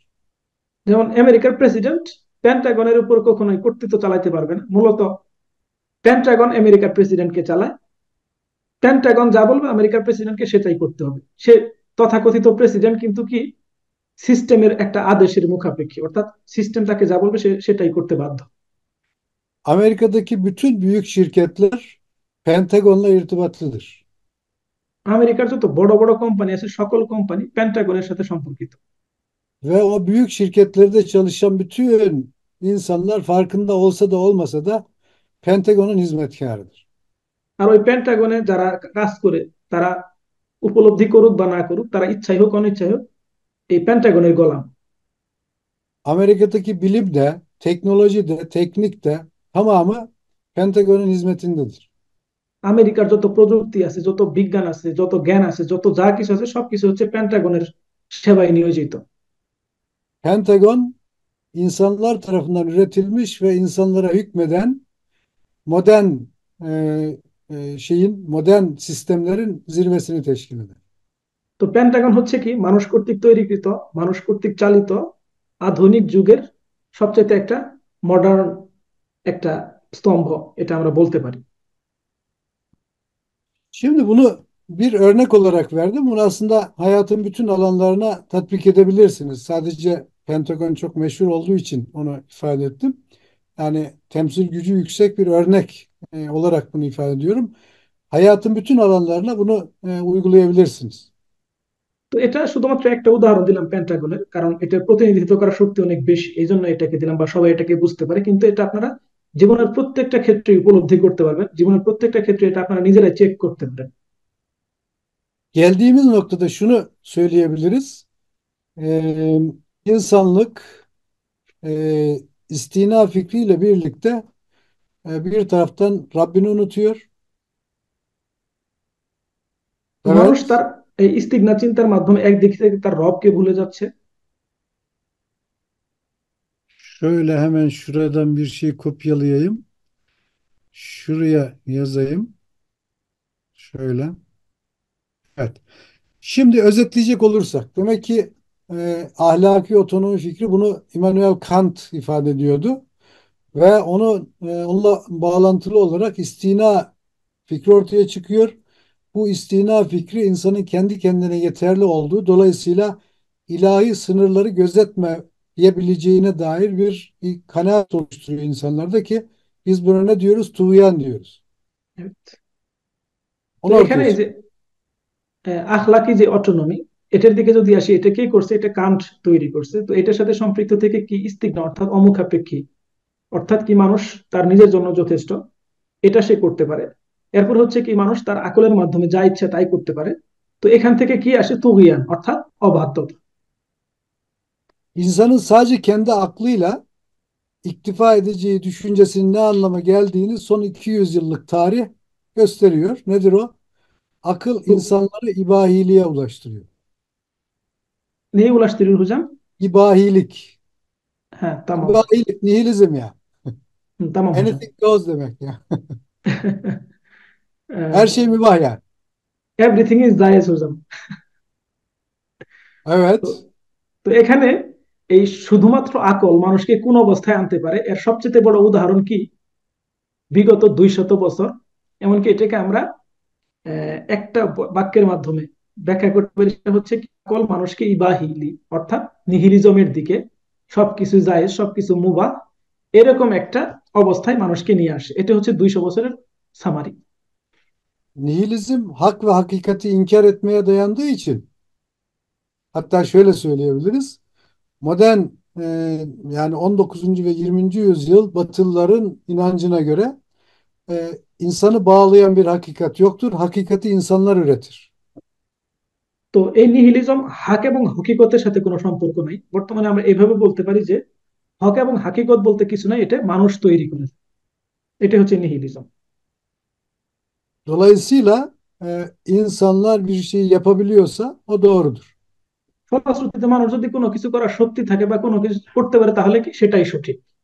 Bunun anlamı yani ibahiliğin, nihilizmin insanlığı güce mahkum etmesi, iktidara mahkum etmesi. আর এর অর্থ হচ্ছে যে মানুষ তখন শক্তির পূজারী হয়ে যায়। শক্তি যা বলে মানুষ তখন সেটাই করে। শক্তির কাছে সে অসহায়। Ne kadar hakka sahip olduğunuz yani hukuk doğrudan doğruya güce bağlı olunca ahlak anlamsızlaşıyor ve fert yok oluyor. তো যেখানে আপনি যতই হাকিগত বা হকপন্থী হোক না কেন, হন না কেন, সবকিছু যখন শক্তির সাথে সম্পর্কিত হয়ে যায়, তখন এখানে আখলাক অর্থহীন হয়ে পড়ে। আর আখলাক অর্থহীন হয়ে গেলে তখন ব্যক্তির কোনো মূল্য থাকে না। ব্যক্তি তখন বিনাশ hয়ে যায়। অর্থাৎ ব্যক্তির বিনাশ কিসের সাথে? হক এবং হকিকত যখন শক্তির গোলামে পরিণত হয় তখন। Hak ve yani şöyle söyleyelim hak ve hakikatle irtibat daha özet olarak şunu söyleyebiliriz. İnsanın Allah'ın kulu olduğunun ihmal edilmesi yani e, tevhid inancı nedir? Allah'ın her yönden birliği. Allah'ın her yönden birliğine olan inancın terk edilmesi ve onunla irtibatın imkanının ortadan kalkması kendine özgü bir varlık olarak ferdin yok olmasını ortaya çıkarıyor. তো এখানে মূল বিষয় কি? সেটা হচ্ছে হক এবং হকিকত, অর্থাৎ তাওহীদের সাথে সম্পর্ক ছিন্ন হয়ে পড়লে, তাওহীদ কি সকল দৃষ্টিকোণ থেকে বা সকল দিক থেকে মানুষকে সম্পর্কিতকারী একটা শক্তি। এই শক্তির সাথে যখন মানুষের সম্পর্ক নষ্ট hয়ে যায় বা সম্পর্ক ছিন্ন হয়ে যায়, তখন মানুষ নিজে ধ্বংস হয়ে যায়। Allah bir olduğu için e, bütün esma ve sıfatının kamil mazharı olarak her bir insanda biricik insan olarak tecelli ediyor. তো আল্লাহ রাব্বুল আলামিন এক এবং একক হওয়ার কারণে তার যত ধরনের সিফাত আছে, যত ধরনের ইসিম আছে, এই সকল সিফাত এবং নাম, সিফাত এবং ইসিম, এগুলো প্রত্যেকটা মানুষের মধ্যে অনুপম হিসেবে অর্থাৎ একক হিসেবে আছে। কোনো মানুষই কোনো মানুষের মতো না, সাদৃশ্য নাই এখানে। এই হিসেবে আল্লাহ রাব্বুল আলামিন সিফাত এবং ইসমের তাজাল্লি আমরা মানুষের মধ্যে দেখতে পাই। Her bir insan biricik olduğu için onun ikame edilmesi ve sıradanlaştırılması zulüm oluyor. তো এখানে প্রত্যেকটা মানুষই অনুপম, অর্থাৎ কোনো মানুষেরই কোনো ডুপ্লিকেট নাই বা কোনো দ্বিতীয়টা নাই। তো এই জন্য ওই মানুষকে অবহেলা করা, ওই মানুষকে উপেক্ষা kora বা তার যে প্রাপ্ত সম্মান এটা না দেওয়ার অর্থ হচ্ছে আল্লাহ রাব্বুল আলামিনের সিফাত এবং ইসিমের অস্বীকার। Her bir insana kendi özgünlüğü içerisinde ilahi isimlerin mazharı olma imkanını tanımak ve muhafaza etmek onun fert olmasının ön şartıdır. প্রত্যেকটি মানুষ তাকে আল্লাহ রাব্বুল আলামিন যেই অনুপমতা দিয়েছেন বা যেই এককতা দিয়েছেন, এটাকে যাতে সে রক্ষা করে তার নিজেকে বিকশিত করতে পারে, এটাকে রক্ষা করার অর্থ হচ্ছে তার ব্যক্তিত্বকে রক্ষা করা। অর্থাৎ তার ব্যক্তিত্ব যদি রক্ষা থাকে, তাহলে আল্লাহ রাব্বুল আলামিন তার মধ্যে যেই অনুপম যোগ্যতা দিয়েছেন, সেটা অন্য কারোর মধ্যে নাই, শুধুমাত্র তার মধ্যে আছে, এটাকে আহ, রক্ষা করার অর্থে এসে থাকে। Şunu söyleyebiliriz. Fert olmadan mükellefiyet, ferdiyet olmadan mükellef olamaz. তো এখানে আমরা এভাবে বলতে পারি যে ব্যক্তি হওয়া ছাড়া মুকাল্লাফিয়াত, অর্থাৎ আল্লাহ রাব্বুল আলামিনের বিধানকে পালন করার যে বিষয়টা, এটা সে কখনোই পালন করতে পারবে না। একইভাবে ফারদিয়ত অর্থাৎ ব্যক্তিত্ব ছাড়া সে মুকাল্লাফ হতে পারবে না। অর্থাৎ আল্লাহ রাব্বুল আলামিনের আদেশ এবং নিষেধকে পালন করার যোগ্য সে কখনোই হতে পারবে না। এই জন্য এখানে ব্যক্তি এবং ব্যক্তিত্ব দুইটাই আমাদের জন্য সবচেয়ে বেশি গুরুত্বপূর্ণ বিষয়। Mükellef teklifi emre muhatap olup onu üstlenen insandır. মুকাল্লাফ হচ্ছে তাকলিফি আমর, অর্থাৎ আল্লাহ রাব্বুল আলামিনের পক্ষ থেকে আগত যেই আহ, আদেশ, এটাকে পালনকারী ব্যক্তির নাম হচ্ছে মুকাল্লাফ। Nebi ile irtibatı kopan insan onu söyleyebiliriz. Allah'ı unutuyor. Allah'ı unutan insan kendisini unutuyor. যে ব্যক্তি নবীকে ভুলে যায় বা নবীর সাথে যে সম্পর্ক ছিন্ন করে থাকে, সেই ব্যক্তি আল্লাহকে ভুলে যায়, আর যে আল্লাহকে ভুলে যায় সে তার নিজেকেও ভুলে যায়। Şunu o zaman dikkat etmemiz lazım. Aslında insanlar kendisini unuttuğu için yani kendi tabiatını, mahiyetini, ubudiyetini, o kul olma özelliğini unuttuğu için Allah'a kul olmayınca kendi oluşturduğu sistemlerin kulu oluyor. তো এখানে আমরা এভাবে বলতে পারি, মানুষ তার নিজেকে ভুলে যাওয়ার কারণে, আল্লাহকে ভুলে যাওয়ার কারণে সে কি করে, তখন তখন তার সামনে যে সিস্টেম থাকে সেই সিস্টেমের গোলামে সে পরিণত হয়। İnsanın özelliği yani kul olma özelliği değişmiyor. অর্থাৎ মানুষের যে বান্দা হওয়ার যে বৈশিষ্ট্য, এটা তখন পরিবর্তন হয়ে সে আল্লাহর বান্দা না হয়, তখন সিস্টেমের বান্দা হয়ে যায়। Sadece hakiki kul olacağına sahte bir ilahın kulu oluyor. Neyi hocam, onu anlayamadım. Hakiki. Hakiki olarak hakiki Rabbinin kulu olacağına kendi ürettiği bir Rabbin kulu oluyor. হুম। তখন সে হাকিকি একজন ইলাহ বা রবের গোলাম বা বান্দা না হয়ে, তখন তার তৈরি করা রবের বা তৈরি করা ইলার বান্দায় পরিণত হয়। Şunu hemen söyleyebiliriz o zaman. Demek ki insanın kendini keşfetmesi ancak Rabbini tanımasıyla mümkün. তো আমরা Rabbi এই ile কথা irtibatı içerisinde kendi özünü keşfedip inkişaf ettirebilir. তো আমরা এই কথা বলতে পারি যে মানুষ তখনই সে নিজেকে আবিষ্কার করতে পারে যখন সে তার রবকে চিনতে পারে, তার রবকে আবিষ্কার করতে পারে। অর্থাৎ তার যে চিনার বিষয়টা, এটা তার রবকে চিনার মাধ্যমে সম্ভব। Bunun yolu da yegane yolu Cenab-ı Hakk'ın gönderdiği bir peygambere insanı kamili tanıyıp ona ittiba etmek. আর এটার একমাত্র এবং কেবলমাত্র পথ এবং পন্থা হচ্ছে আল্লাহ রাব্বুল আলামিন কর্তৃক প্রেরিত যেই পয়গাম্বর, সেই পয়গাম্বরকে অনুসরণ করে তার পথে চল, এছাড়া আর Şu অন্য anda কোনো পথ yer নেই। kürede yaşayan 2 milyar Müslüman ama aynı zamanda 8 milyar insan bir taraftan baktığımızda nebevi hikmetle irtibatlı olarak hayatlarını sürdürüyorlar.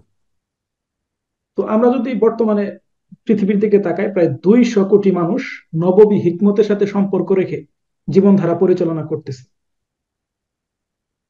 İnsanlığın hayatında mevcut olan her hayır kaynak itibariyle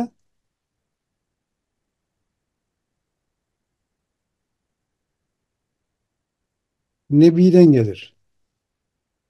সমগ্র মানবতার মধ্যে আমরা যে ধরনের কল্যাণ বা ভালো বিষয় দেখতে পাই, এগুলো উৎসগত দিক থেকে পয়গম্বর সাল্লাল্লাহু আলাইহি সাল্লামদের নিকট থেকে এসে থাকে। Şimdi bunun biz çok iyi farkında olmamız lazım. Yani bunun çok iyi farkında olmazsak birçok şeyi kaçırabiliriz. এই বিষয়টাকে আমাদের সব সময় খুব ভালোভাবে বুঝতে হবে, এমনকি গভীরভাবে ধারণ করতে হবে। যদি আমরা এটা গভীরভাve ধারণ করতে না পারি, বুঝতে না পারি, তাহলে আমরা অনেক কিছুকে হারিয়ে ফেলবো, অনেক কিছুকে বুঝতে সক্ষম হবো না। Modern dünyada gördüğümüz ve gerçekten hayır olduğunda şüphe olmayan bir sürü şey var. পৃথিবীতে যদি আমরা তাকাই, এরকম অনেক বিষয় আছে যেগুলো কল্যাণ বা বরকতময়, এগুলোর ব্যাপারে আমাদের কোনো সন্দেহ বা সংশয় নেই। Modern dünyada olan her şey kötü değil. Modern দুনিয়াতে যা কিছু আছে সবকিছুই খারাপ না। আমরা যাতে এরকম ভুল না করি। Sadece bağlam itibariyle kötülüğe hizmet ediyor. শুধুমাত্র সম্পর্কের দৃষ্টিকোণ থেকে খারাপের সেবা দাসে সে পরিণত হয়েছে, অর্থাৎ খারাপকে সে সেবা করতেছে, খারাপকে সে সামনের দিকে এগিয়ে দিচ্ছে। Dolayısıyla bizim önümüzdeki vazife insanlığın hayatında mevcut olan ve köken itibariyle nebevi hikmetten gelen hayırları şerre hizmet etmekten kurtarmak. তো এখানে আমাদের সবচেয়ে বড় দায়িত্ব হচ্ছে সমগ্র মানবতার মধ্যে যে সকল খাইর বা কল্যাণ রয়েছে, যেগুলা উৎসগত দিক থেকে নববী হিকমতের সাথে সম্পর্কিত, সেই সকল কল্যাণময় বা সুন্দর জিনিস যাতে সার, অর্থাৎ খারাপকে সেবা করতে না পারে, সেখান থেকে আমাদেরকে রক্ষা করা, অর্থাৎ খাইরের কল্যাণে নিয়োজিত করাই হচ্ছে আমাদের সবচেয়ে বড় দায়িত্ব। O zaman bizim vazifemiz insanlığı yeniden ahir zaman peygamberi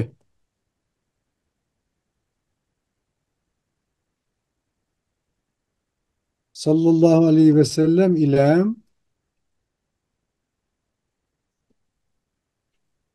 e, yeniden irtibatlandırmak. তো এখন আমাদের সবচেয়ে বড় দায়িত্বের অন্যতম কি, সমগ্র মানবতাকে আখির জামান পয়গাম্বরের সাল্লাল্লাহু আলাইহি সাল্লামের সাথে নতুন করে সম্পর্ক তৈরি করা, অর্থাৎ পয়গাম্বর সাল্লাল্লাহু আলাইহি সাল্লামের সাথে আমাদের সম্পর্ককে নবায়ন করার পাশাপাশি সমগ্র মানবতাকে পয়গম্বর সাল্লাল্লাহু আলাইহি সাল্লামের জীবনের সাথে সম্পর্কিত করা। Peki yeryüzünde şu anda 8 milyar insan yaşıyor. Bunların 2 milyarı Müslüman. Bu Müslümanların ahir zaman peygamberiyle irtibatı var mı yok mu? যেমন বর্তমান পৃথিবীতে 800 কোটি মানুষ রয়েছে, এর মধ্যে 200 কোটি মুসলমান। তো এই 200 কোটি মুসলমানের তাদের পয়গম্বরের সাথে সম্পর্ক আছে কি নাই, এই প্রশ্ন যদি আমরা করি তাহলে কি পাই? Tabii ki var. অবশ্যই আছে। Ancak eksik. তবে অপূর্ণ, অসম্পূর্ণ। Şimdi bir defa şeyi dikkate aldığımız vakit bu eksikliği tam olarak kavramak için bizim biraz varlık mertebelerine bakmamız lazım. তো কোন কোন দিক থেকে অপূর্ণ, এটাকে যদি আমরা খুব ভালোভাবে বুঝতে চাই তাহলে আমাদেরকে মারাতিবুল উজুদ, অর্থাৎ অস্তিত্বের যে পর্যায় সমূহ আছে এটাকে বুঝতে হবে, এটাকে Aynı উপলব্ধি করতে হবে। zamanda bilgi mertebelerine de bakmamız lazım. একই সাথে আমাদেরকে মারাতিবুল উলুম, অর্থাৎ জ্ঞানের যে মর্তবা বা পর্যায় সমূহ আছে এগুলাকেও চিন্তা করতে হবে, দেখতে হবে।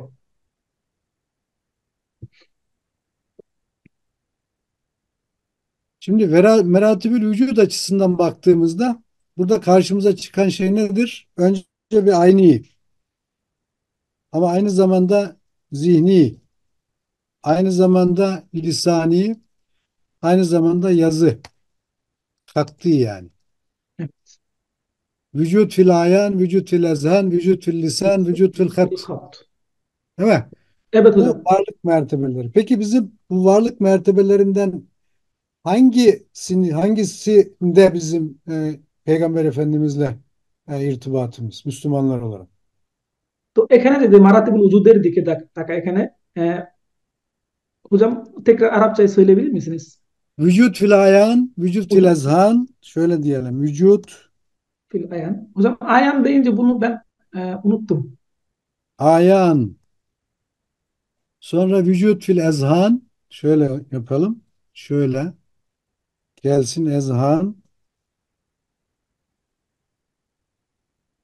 Vücut fil ezhan diyoruz şöyle. Evet. Vücut fil ezhan, vücut fil lisan,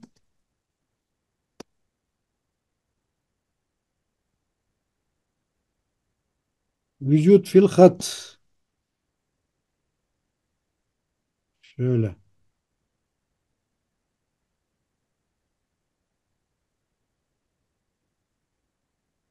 Evet.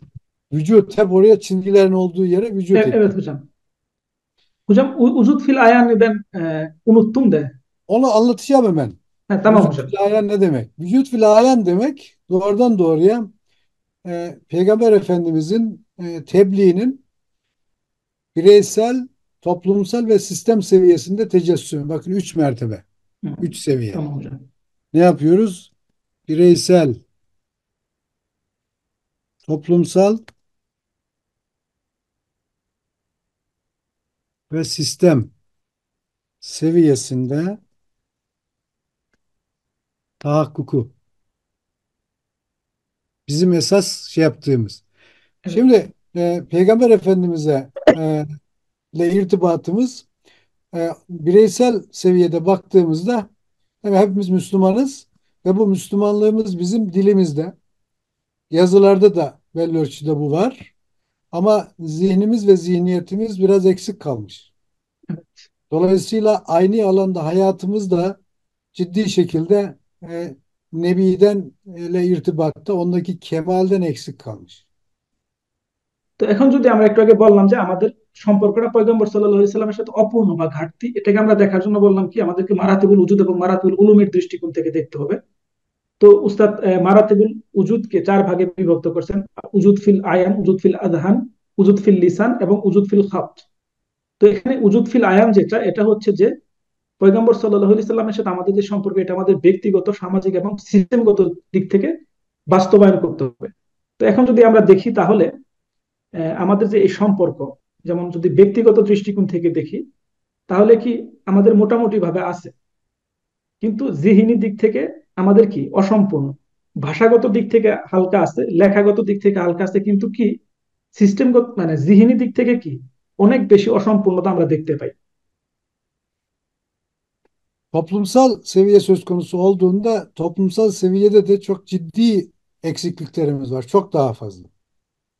তো যদি আমরা সামাজিক দৃষ্টিকোণ থেকে দেখি, এই যে এই চারটা যে পর্যায় বা মর্তবা, এই চারটে মর্তবা সামাজিক পর্যায়ে কতটুকু বাস্তবায়িত আছে, এটা যদি দেখি, এটা প্রচুর ঘাটতি আমরা দেখতে পাই। সব অনেক বেশি ঘাটতি সামাজিক দিক থেকে আমরা দেখি। Sistem seviyesi söz konusu olduğunda da bizim oluşturduğumuz yani Çin'de yaşadığımız devletlerin düzeni yani eğitim sistemi, ekonomik sistem, efendim bilim bilgi sistemleri, bunun yanında hukuk sistemleri vesaire bunlar makasdu şeriayı tahakkuk edici etme konumunda değil. যদি সিস্টেমের দিক থেকে দেখি, যেমন আমাদের অর্থ ব্যবস্থা, আমাদের শিক্ষা ব্যবস্থা, আমাদের আইন, আমাদের রাজনীতি, যত যা কিছু দেখি, তাহলে আমরা কি দেখতে পাই? এখানে আমরা মাকাসুদুস শরিয়াকে দেখতে পাই না, বা মাকাসুদুস শরিয়ার আলোকে আমাদের সিস্টেম প্রণীত হয়নি। Şu andaki mevcut sistemler mevcut dünya sisteminin uzantısı olarak mevcut. বর্তমানে আমাদের যে সিস্টেম বা ব্যবস্থাপনা আছে, এটা বর্তমান যে বিশ্ব ব্যবস্থা, এটা শুধুমাত্র একটা সম্প্রসারিত রূপ। এখানে ভিন্ন কিছু নাই, এটা তাদেরই তৈরি করা একটা ব্যবস্থা। Dolayısıyla biz Müslümanlar olarak hem toplumsal seviyede hem de sistem seviyesinde irtibat halinde bulunduğumuz ne varsa ondan huzursuzuz, rahatsızız. তো ফলশ্রুতিতে আমরা মুসলমান হিসেবে সামাজিক এবং রাষ্ট্রীয়গতভাবে যেখানে আমাদের সম্পর্কিত আছে, আমরা কি seখানে নববী আহ, হিকমত বা খাইর না থাকার কারণে কি আমরা ওখান থেকে অসন্তুষ্ট। Modern dünyada özellikle sistem seviyesi söz konusu olduğunda sistem seviyesinde genellikle belirli çıkar gruplarının, küçük insan gruplarının e, hem varlığını, hem malını, hem canını, hem aklı vesaire onları koruma konusunda başarılı. Modern dünyadaki sistemler sınırlı alanlardaki insan gruplarının çıkarlarını korumada başarılı. তো আমরা যদি সিস্টেমের দিক থেকে দেখি, বর্তমান সিস্টেম বা ব্যবস্থাপনা শুধুমাত্র ক্ষুদ্র একটা অংশ বা গ্রুপ যারা পৃথিবীকে নিয়ন্ত্রণ করছে তাদের স্বার্থ রক্ষার ক্ষেত্রে সফল, অন্য কোনো মানুষ না, শুধুমাত্র ওই নির্দিষ্ট গ্রুপের জন্য। Ama insanlığın aleyhine işliyor. কিন্তু তারা সমগ্র মানবতার বিরুদ্ধে কাজ করে থাকে, বা এই সিস্টেমই সমগ্র মানবতার বিরুদ্ধে। Bu demek oluyor ki modern dünyada, Batı dünyasında gördüğümüz sistemler de hayır eksik tecelli ediyor, tahakkuk ediyor. তো একইভাবে যদি আমরা দেখি বর্তমান সিস্টেমে বা ব্যবস্থাপনায় যে খাইর আছে, এই খাইর এখানে কি অসম্পূর্ণ। Ve şerre hizmet ediyor. এমনকি সার অর্থাৎ খারাপ, খারাপের সেবাদাস, অপকর্মের সেবাদাস। Şimdi o zaman bizim önümüzdeki temel vazifelerden birisi mevcudu mevcut haliyle neyse o olarak kavramak. এই jন্য আমাদের অন্যতম একটা দায়িত্ব কি, মজুদকে মজুদ যেরকম আছে ওই রকম অবস্থায় এটাকে আমাদেরকে বোঝার চেষ্টা করা। Bunu peki nasıl yapacağız? Yani önemli sorulardan birisi bu. Şimdi bunu yaparken bizim özellikle yani bir hususu daha şey yapalım. Şimdi yani bireysel, toplumsal ve sistem seviyesini ayırdık. Bunlar tabii önemli. Ama bir de bilgi mertebeleri kısmı var. Onu da bizim yeniden düşünmemiz gerekiyor. Şöyle yapalım. Bilginin mertebelerini de şuraya yazalım. Meratübül ulûm diyoruz buna biz. Bilginin mertebeleri. Burada ne var? İlmel yakîn var. Aynel yakîn ve hakkal yakîn.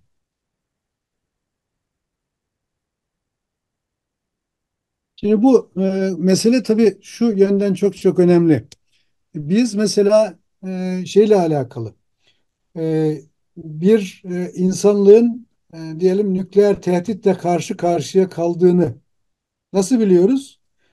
Aynel yakîn mi biliyoruz? İlmel yakîn mi biliyoruz? Hakkal yakîn mi biliyoruz?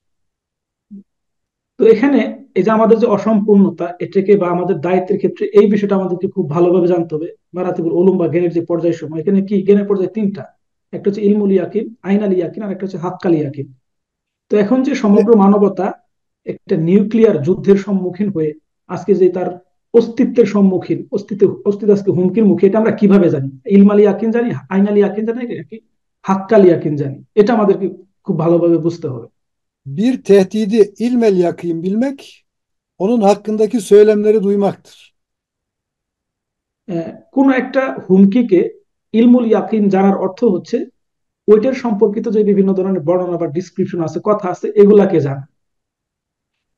Aynel yakîn, tehdidin sonuçlarına maruz kalmaktır. Ainal ইয়াকিন হচ্ছে এই হুমকির যে ফলাফল আছে এই ফলাফলের মুখোমুখি হওয়া। Yani şöyle söyleyelim, Filistin'deki Müslüman kardeşlerimiz aynel yakîn yok olma tehlikesini biliyorlar. যেমন আমাদের ফিলিস্তিনের ভাই এবং বোনেরা এই আইনাল ইয়াকিন জানে এই বিষয়টা, এই যে তারা যে হুমকির সম্মুখীন, এমনকি যে আজকে তাদের অস্তিত্ব সংকটের নিপতিত, এটা তারা আইনাল ইয়াকিন জানে। আমরা কি জানি? ইলমাল ইয়াকিন জানি। Hakkal yakîn, tehdidi bilmek demek, tehdit edebilmek demektir. হুম। আর হাক্কাল ইয়াকিন হচ্ছে কি? এটা হচ্ছে নিজেই হুমকি দিতে পারা। এটা হচ্ছে হাক্কাল ইয়াকিন। Anladık mı şimdi? Anladık hocam.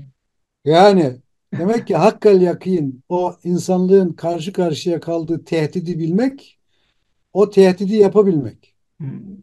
তো Eğer এই যে sizin elinizde, eğer sizin elinizde gen teknoloji yoksa, sizin elinizde yapay zekada birinci sınıf değilseniz, siz üretemiyorsanız onu. Sizin elinizde nükleer silahlar yoksa en iyisinden, en alasından, en güçlüsünden. Hakkal yakini olanı bilmiyorsunuz. তখন কথা হচ্ছে, যদি হাক্কাল ইয়াকিন জানতে হতে কি ওটার অধিকারী হতে হবে। সেটা হচ্ছে কি, আমার হাতে যদি বায়োটেকনোলজি, জিও টেকনোলজি না থাকে, আমার হাতে যদি এআই অর্থাৎ আর্টিফিশিয়াল ইন্টেলিজেন্স, এটা যদি আমি সবচেয়ে ভালোটা তৈরি করতে না পারি, এরপর হচ্ছে নিউক্লিয়ার অস্ত্র বা পারমাণবিক অস্ত্রের ক্ষেত্রে যদি আমরা সবচেয়ে ভালোটা তৈরি করতে না পারি, তার মানে কি আমি এটার হাক্কাল ইয়াকিন সম্পর্কে জানি না। যদি আমি হাক্কাল ইয়াকিনের অধিকারী হতে চাই, তাহলে এগুলো আমাকে করতে হবে, করতে paরতে হবে। এমনকি আমি নিজে যখন হুমকি দিতে পারবো, তখন এটা আমি হাক্কাল ইয়াকিনের অধিকারী, অন্যথা আমি হাক্কাল ইয়াকিনের অধিকারী নই। Şimdi bunu demek ki bütün alanlar için bunu dikkate almamız lazım. Mesela işte manevi ilimler, sosyal bilimler alanında ilmel yakin, aynel yakin, hakkel yakin bilmek bütün insanlığı. O zaman ne demek? İnsanlığa şekil verebilmek. Eğer o kabiliyete sahipseniz biliyorsunuz demek. তো এটা আমরা সকল ক্ষেত্রে প্রয়োগ করতে পারি। যেমন মনে করেন আধ্যাত্মিক জ্ঞান বা সোশিয়াল সায়েন্সের ক্ষেত্রে, সেটা হচ্ছে কি, আমি যদি সমগ্র মানবতাকে একটা নতুন দিকে রূপদান করতে পারি, তাহলে কি ওটা আমি হাক্কাল ইয়াকিন জানি। অন্যথায় কি আমি ওটা হাক্কাল ইয়াকিন না। Yani bu aynı zamanda şey için de geçerli. Tabii ki e, ahir zaman peygamberine ittiba söz konusu olduğunda orada da bu ilmel aynel hakkel yakin e, söz konusu. Bu orada da ilmel yakini yani şöyle düşünün. İlmel yakini bireysel. Bakın bu üç seviye çok önemli.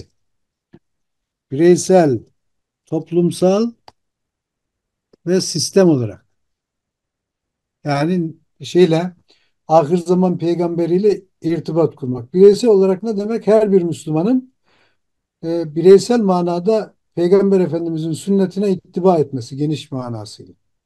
Toplumsal söz konusu olduğunda Müslümanların aile oluşturması, pazar oluşturması, aynı şekilde işte eğitim faaliyetlerini yürütmeleri, bunun yanında işte düğün, dernek işte vesaire onları yaparken Peygamber Efendimizin ve sünnetin nasıl olduğunu bilmesi ilmel yakin. Sistem söz konusu olduğunda bu sefer sistem alanında nebevi hikmete ittibanın nasıl bir düzen öngördüğünü görüp onu düşünmesi kısaca. Aynel yakin bunu bütün bir İslam tarihi boyunca Müslümanların hayatında adım adım nasıl tahakkuk ettiğinin ilmini yapmak. Onu anlamak, kavramak. Aynel yakin o. Hakkel yakin de günümüzde bunu gerçekleştirmek. Hem bireysel hem toplumsal hem de sistem seviyesinde. তো এখানে এটা খুবই গুরুত্বপূর্ণ। এটা যদি আমরা হযরত পয়গম্বর সাল্লাল্লাহু আলাইহি সাল্লামের জীবনের সাথে সম্পৃক্ত করি তাহলে কি দেখতে পাই যে ইলমাল ইয়াকিন এটা যদি আমরা ব্যক্তিগত, সামাজিক এবং সিস্টেমের দিক থেকে দেখি, যেমন আমরা কি ব্যক্তিগতভাবে হযরত পয়গম্বর সাল্লাল্লাহু আলাইহি সাল্লামকে জানি, সুন্নতের মাধ্যমে আমরা তাকে আমাদের জীবনে যতটুকু পারি আহ, সেটার অনুসরণ করছি। কিন্তু যদি আমরা ইয়ের দিকে দেখি, সমাজের ক্ষেত্রে তাকাই, সমাজের ক্ষেত্রে কি, যেমন আমাদের পরিবার, আমাদের শিক্ষা, আমাদের বিবাহ বা সামাজিক যে আচার অনুষ্ঠানগুলা, এগুলা হযরত পয়গম্বর সাল্লাল্লাহু আলাইহি সাল্লামের যেই পথে দেখিয়েছেন বা সুন্নতের সাথে সম্পৃক্ত রেখে করতে পারা। আর সিস্টেমের ক্ষেত্রে হচ্ছে কি নববী হিকমতকে সিস্টেমের মধ্যে প্রয়োগ করা, এটা হচ্ছে কি ইলমাল ইয়াকিন। আর আইনাল ইয়াকিন কি, আইনাল ইয়াকিন হচ্ছে এই যে সমগ্র আমরা যেটাকে ইসলামী সভ্যতার ইতিহাস বলি, এই ইসলামী সভ্যতার ইতিহাসে মুসলমানগণ কিভাবে বাস্তবায়ন করছে সেটাকে বোঝা বা চিন্তা করাটা হচ্ছে কি আইনাল ইয়াকিন। আর হাক্কাল ইয়াকিন হচ্ছে কি এ সকল কিছুকে জেনে বুঝে হযরত পয়গম্বর সাল্লাল্লাহু আলাইহি সাল্লামের সুন্নতকে আমাদের ব্যক্তিগত জীবনে, সামাজিক জীবনে এবং রাষ্ট্রীয় বা সিস্টেমগত জীবনে বাস্তবায়ন করার নাম হচ্ছে কি আল ইয়াকিন। এই তিন দিক থেকে আমাদেরকে এটা খুব ভালোভাবে চিন্তা করতে হবে। Şimdi özetleyerek bitirelim.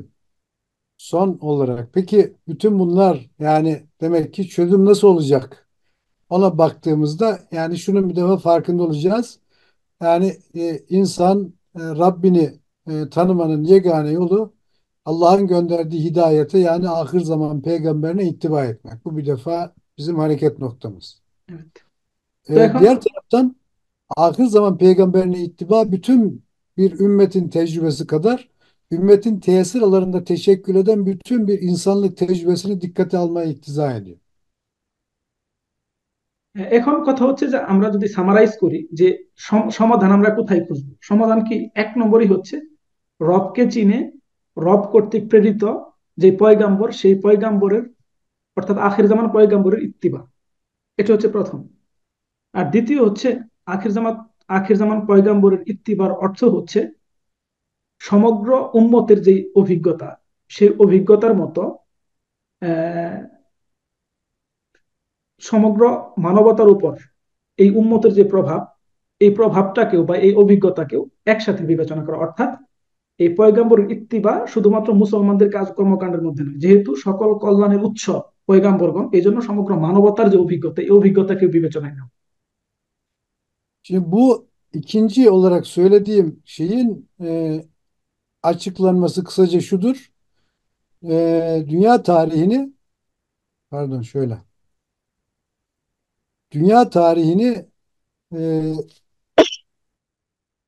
İslam tarihi olarak okumak. হুম। তো দ্বিতীয় যে পয়েন্টটা বললাম, অর্থাৎ আহ, মুসলমানদের এবং সমগ্র মানবতার অর্থ হচ্ছে কি পৃথিবীর ইতিহাসকে ইসলামের ইতিহাস হিসেবে পাঠ করা।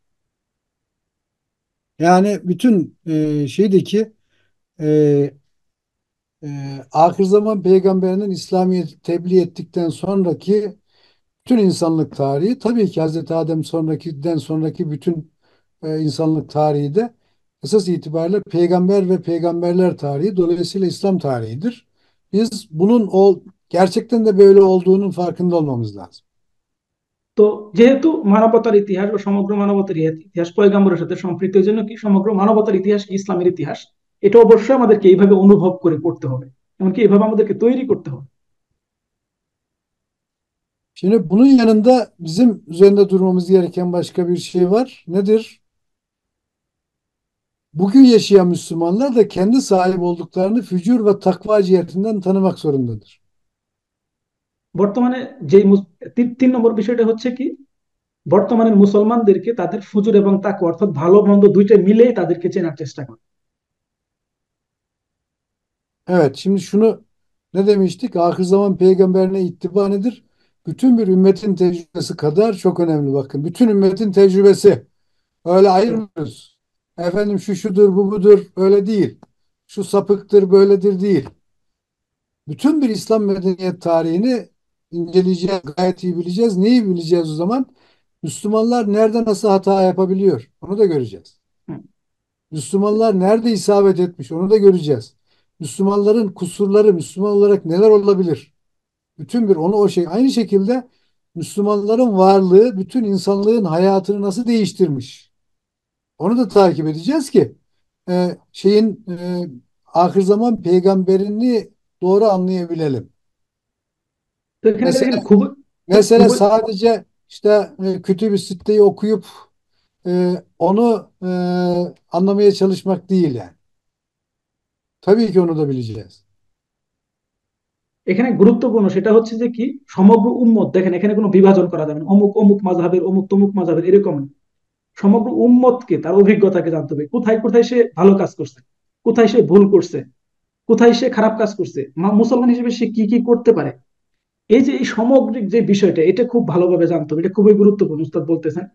আরেকটা হচ্ছে যে এই উম্মত কখন ভালো কাজ করে সমগ্র পৃথিবীর ইতিহাসকে পরিবর্তন করে দিছে, এর প্রেক্ষাপট টার্নিং পয়েন্ট গুলা কি, এগুলা খুব ভালোভাবে জানতে হবে এই অর্থে সমগ্র মানবতার ইতিহাস। তো এখানে আমরা কোনো ধরনের বিভাজন করবো না যে অমুক খারাপ তমুক খারাপ তমুক এটা করছে, কোনো ধরনের বিতর্কে বা বিভাজনে না গিয়ে সামগ্রিক ভাবে আমাদেরকে এই বিষয়টা বুঝতে হবে বা চিনতে হবে. Şimdi tabii ki önemli noktalardan birisi şu. Yani Müslümanların kendilerini de yani şu anda yaşayan Müslümanların kendilerini de tanıması lazım. Bu অনুরূপ ne ভাবে demek? Müslümanların kendini tanıması, fücur ve takva cihetinden kendimizi tanıyacağız. Yani উস্তাদ her şeyimiz fücur değil, her şeyimiz takva değil. Fücurumuz da var, takvamız da var. Ama onu takdir ederek yani bilmemiz lazım. Evet. তো এখানে উস্তাদ আরেকটা কথা বলছে যে সেটা হচ্ছে যে ওইটা চিনার ক্ষেত্রে শুধুমাত্র কিতাবি কুতুবি সিত্তা পড়ে বুঝলেই হবে না, হ্যাঁ অবশ্যই আমরা সেটা পড়বো, কিন্তু এর পাশাপাশি কি আরো অন্য অনেক কিছুকে পড়তে হবে। আরেকটা হচ্ছে কি, বর্তমান মুসলমানদেরকে দুই দিক থেকে জানা, অর্থাৎ তার পাপ এবং ভালো অর্থাৎ ফুজুর এবং তাকওয়া এই দুইটার দিক থেকে, সবাই তাকওয়া সম্পন্ন আবার সবাই খারাপও না, এই দুইটার সম্মিলনে মানুষ, এই দুইটাকে আমাদের খুব ভালোভাবে জানতে হবে এমনকি বুঝতে হবে, এর মাধ্যমে আমাদেরকে মানুষকে চিনতে হবে. Ve bütün bunları unutmayalım. Ferdi, toplumsal ve sistem tarafından. Üç mertebe. তো আমরা যেটা থেকে ভুলে না যাই, আমাদের সবগুলা বিশ্লেষণ করার সময় কি করব, ব্যক্তিগত, সামাজিক এবং কি রাষ্ট্রীয় বা ব্যবস্থাপনার দিক থেকে, অর্থাৎ তিনটা দিক থেকে আমরা এগুলাকে বিবেচনা করব. Yine aynı şekilde İmam Ebu Hanife radıyallahu anh'ın Allah ondan razı olsun ifade ettiği gibi leh ve aleyhimizde olanı tespit ve tayin ederek kendileri ve varlık şartlarını tanımak zorundadır. Yine অনুরূপ burada ভাবে da bireysel, toplumsal ve sistem seviyesinde. অনুরূপ ভাবে ইমাম আজম আবু হানিফার যে কথাটা মা লাহুয়া মা আলাইহা, অর্থাৎ পক্ষে এবং বিপক্ষে এই সকল বিষয়কে জেনে এবং বুঝে সেটাকে আমাদের নিজেদের অস্তিত্বকে টিকিয়ে রাখবে, সমগ্র মানবতার অস্তিত্বকে টিকিয়ে রাখবে, এইভাবে এটাকে আমাদেরকে চিনতে হবে। এমনকি এটাও 3 পর্যায়ে, অর্থাৎ ব্যক্তিগত, সামাজিক এবং ব্যবস্থাগত পর্যায়ে, সিস্টেমগত পর্যায়ে, 3 পর্যায়ে আমাদেরকে এটা পরখ করতে হবে.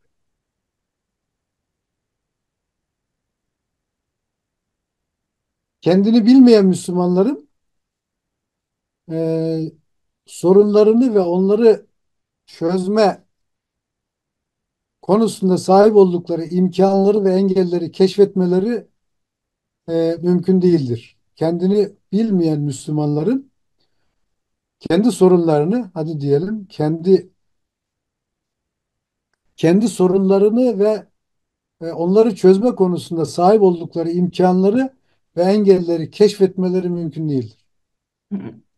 তো এখানে যে সকল মুসলমানরা তাদের নিজেদেরকে চিনে না, তাদের পক্ষে তাদের নিজেদের সমস্যা এবং সেই সকল সমস্যাকে সমাধান করার ক্ষেত্রে যে সকল সম্ভাবনা বা সুযোগ তাদের কাছে রয়েছে সেগুলোকে জানা এবং এই সকল সমস্যা সমাধানের সামনে যে সকল প্রতিবন্ধকতা রয়েছে সেগুলাকেও আবিষ্কার করা বা উদ্ভাবন করা সম্ভবপর নয়।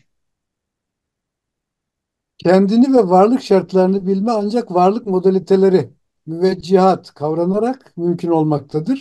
Vücub, imkan, cevaz, istihale, imtihane ve hakikat yani mevcudiyet bunlar temel varlık modaliteleri. তো এখানে নিজেদেরকে এবং আমাদের যে অস্তিত্বের যে কন্ডিশন এগুলাকে জানার ক্ষেত্রে আমরা কিভাবে জানতে পারবো এগুলো যে মানে অস্তিত্বের যে মডালিটি অর্থাৎ মুয়াজ্জিহাত গুলো আছে এগুলাকে খুব ভালোভাবে জানতে হবে বা এগুলাকে জানার মাধ্যমে আমরা আমাদেরকে জানতে পারবো। আর এই মুয়াজ্জিহাত গুলা কি উজুব, ইমকান, জাওয়াজ, ইস্তিহালা, ইমতিনা এবং হাকিকাত, এই সকল বিষয় হচ্ছে কি, এগুলা হচ্ছে এই মুয়াজ্জিহাতের মৌলিক বিষয়। Yani zorunlu olan nedir? Yani vacip olan nedir? Mümkün olan nedir? Caiz olan nedir? Müstahil olan nedir? Mümteni olan nedir? Ve şu anda gerçek olan nedir? Yani neyi biz buluyoruz, ne mevcut? Bunları hak ve hakkaniyete muvafık bir şekilde bilme mecburiyetimiz var. Bununla ilgili gerekli ayrımları yapmamız gerekiyor. তো এখানে যেমন কি উজুব অর্থাৎ ওয়াজিব, ইমকান অর্থাৎ সম্ভাবনা, এরপরে জায়েজ, এরপরে কি ইস্তেহালা অর্থাৎ অসম্ভব, ইমতিনা, মুমতানি আমরা যেটাকে কালামে পড়ছিলাম, এরপরে কি হাকিকত বর্তমান অবস্থা বা বাস্তবিকতা, এগুলাকে কি করতে হবে, খুব ভালোভাবে জানতে হবে এবং কি এর মধ্যে শ্রেণী বিন্যাস করে এটাকে বোঝার মতো যোগ্যতা অর্জন করতে হবে। O zaman baştaki konumuz olan Müslümanlar, İslam ümmeti ve insanlığın geleceği, yeryüzünde düzenin geleceği dediğimizde o zaman biz demek ki bu geleceği ancak varlık modaliteleri üzerinden düşünebiliriz.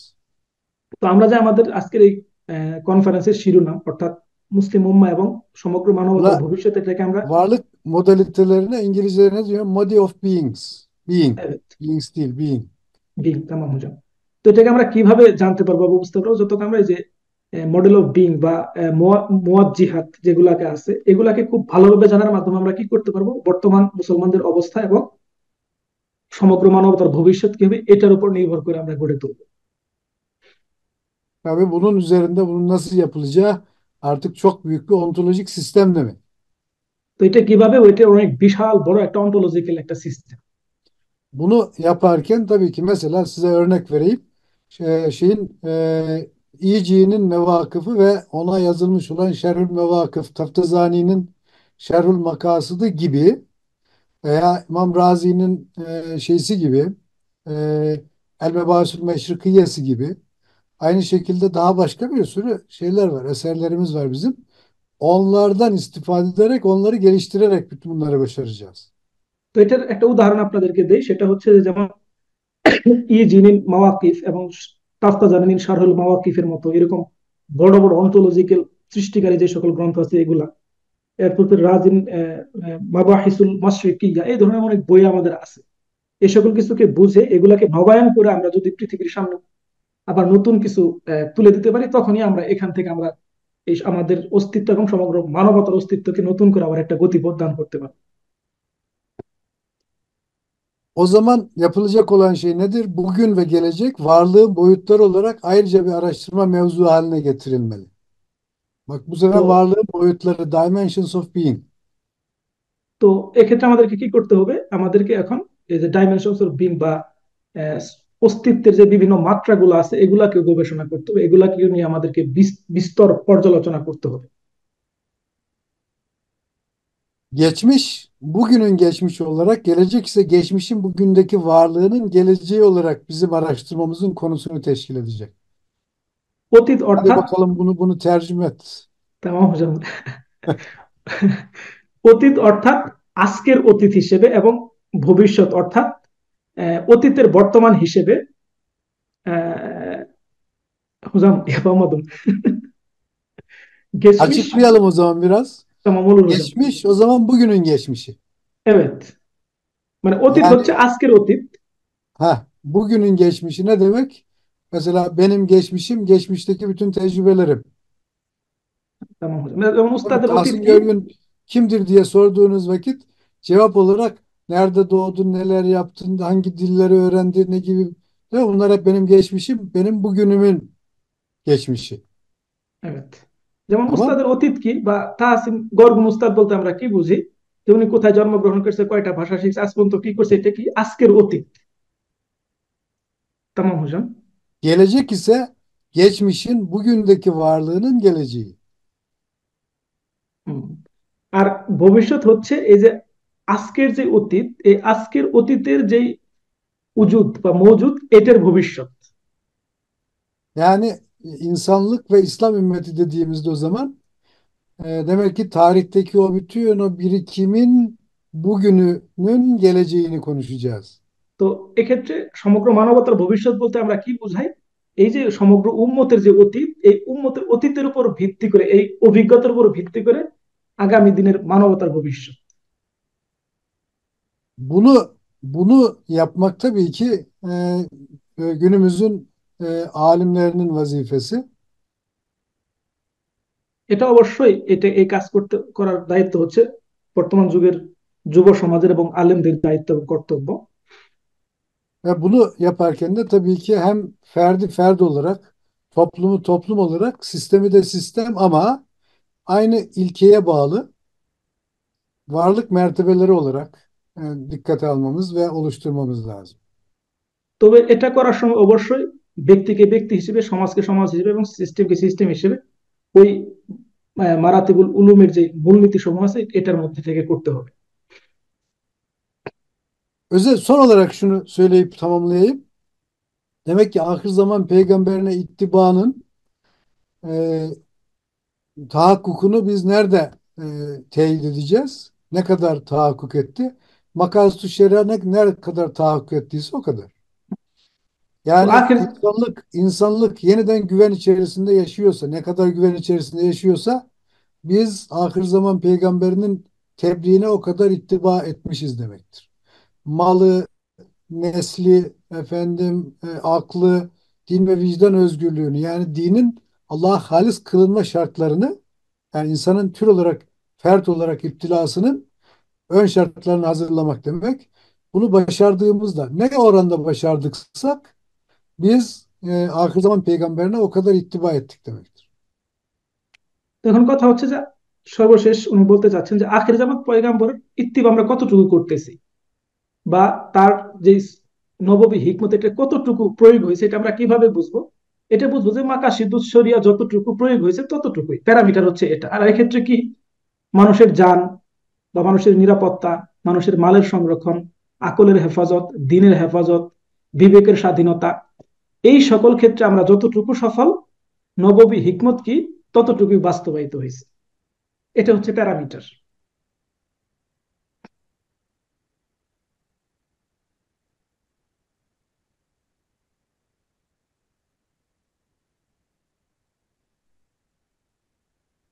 Evet, ne oluyor o zaman?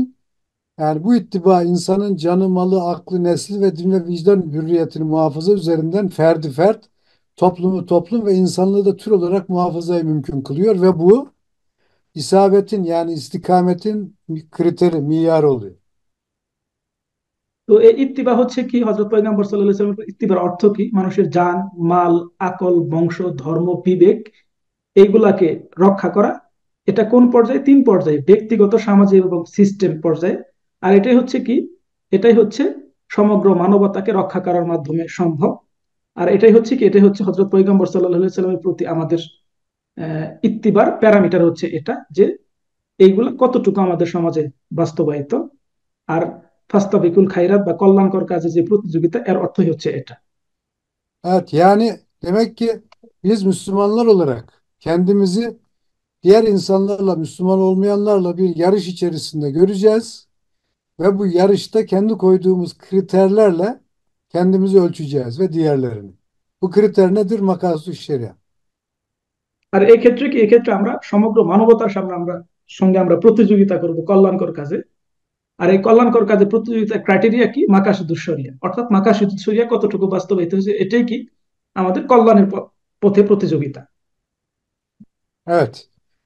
Ve bunu yani bu makazu şeriayı şu anda görebildiğimiz kadarıyla tahakkuk etme imkanını kendinde taşıyan yegane insan grubu Müslümanlar. আর এই মাকাসিদুস শরিয়াকে বাস্তবায়িত করতে পারে একমাত্র কারা কারা করতে পারে? মুসলমানরা। এর বাইরে আর অন্য কারোর পক্ষে কি এই মাকাসিদুস শরিয়াকে বাস্তবায়ন করা সম্ভবপর নয়। Baştaki koyduğumuz başlığın demek ki e, onu nasıl daha yeniden söyleyebiliriz? İnsanlığın gelecekteki varlığı, gelecekteki olacaksa bir dünya düzeni nedir? Müslümanlara bağlıdır. তো আমরা যে আমাদের টপিক ঠিক করছিলাম মুসলিম উম্মাহ এবং ভবিষ্যৎ বিশ্ব ব্যবস্থা বা সমগ্র মানবতার ভবিষ্যৎ, এটাকে আমরা কিভাবে পরিবর্তন করতে পারি? যে সমগ্র মানবতার বিশ্ব ব্যবস্থা মুসলমানদের মাকাসিদুস শরিয়ার বাস্তবায়নের উপর নির্ভরশীল। Evet, Müslümanlar inşallah yeniden bir daha bu vazifeyi ifa edecekler. ইনশাআল্লাহ। Mükellefiyetlerini yerine getirecekler. তো আমরা বিশ্বাস করি যে মুসলমানগণ আবার পুনরায় এই দায়িত্ব পালন করতে বদ্ধপরিকর এবং এগিয়ে আসবে ইনশাআল্lah. Emin ediyorum. Düşünüyorsun. Evet, peki. Ee, İnşallah. çok teşekkür ederim hocam. Yine bekleriz Estağfurullah. hocam. Allah'a emanet olun. İnşallah hocam. Selamun Görüşmek aleyküm. üzere. Görüşürüz hocam.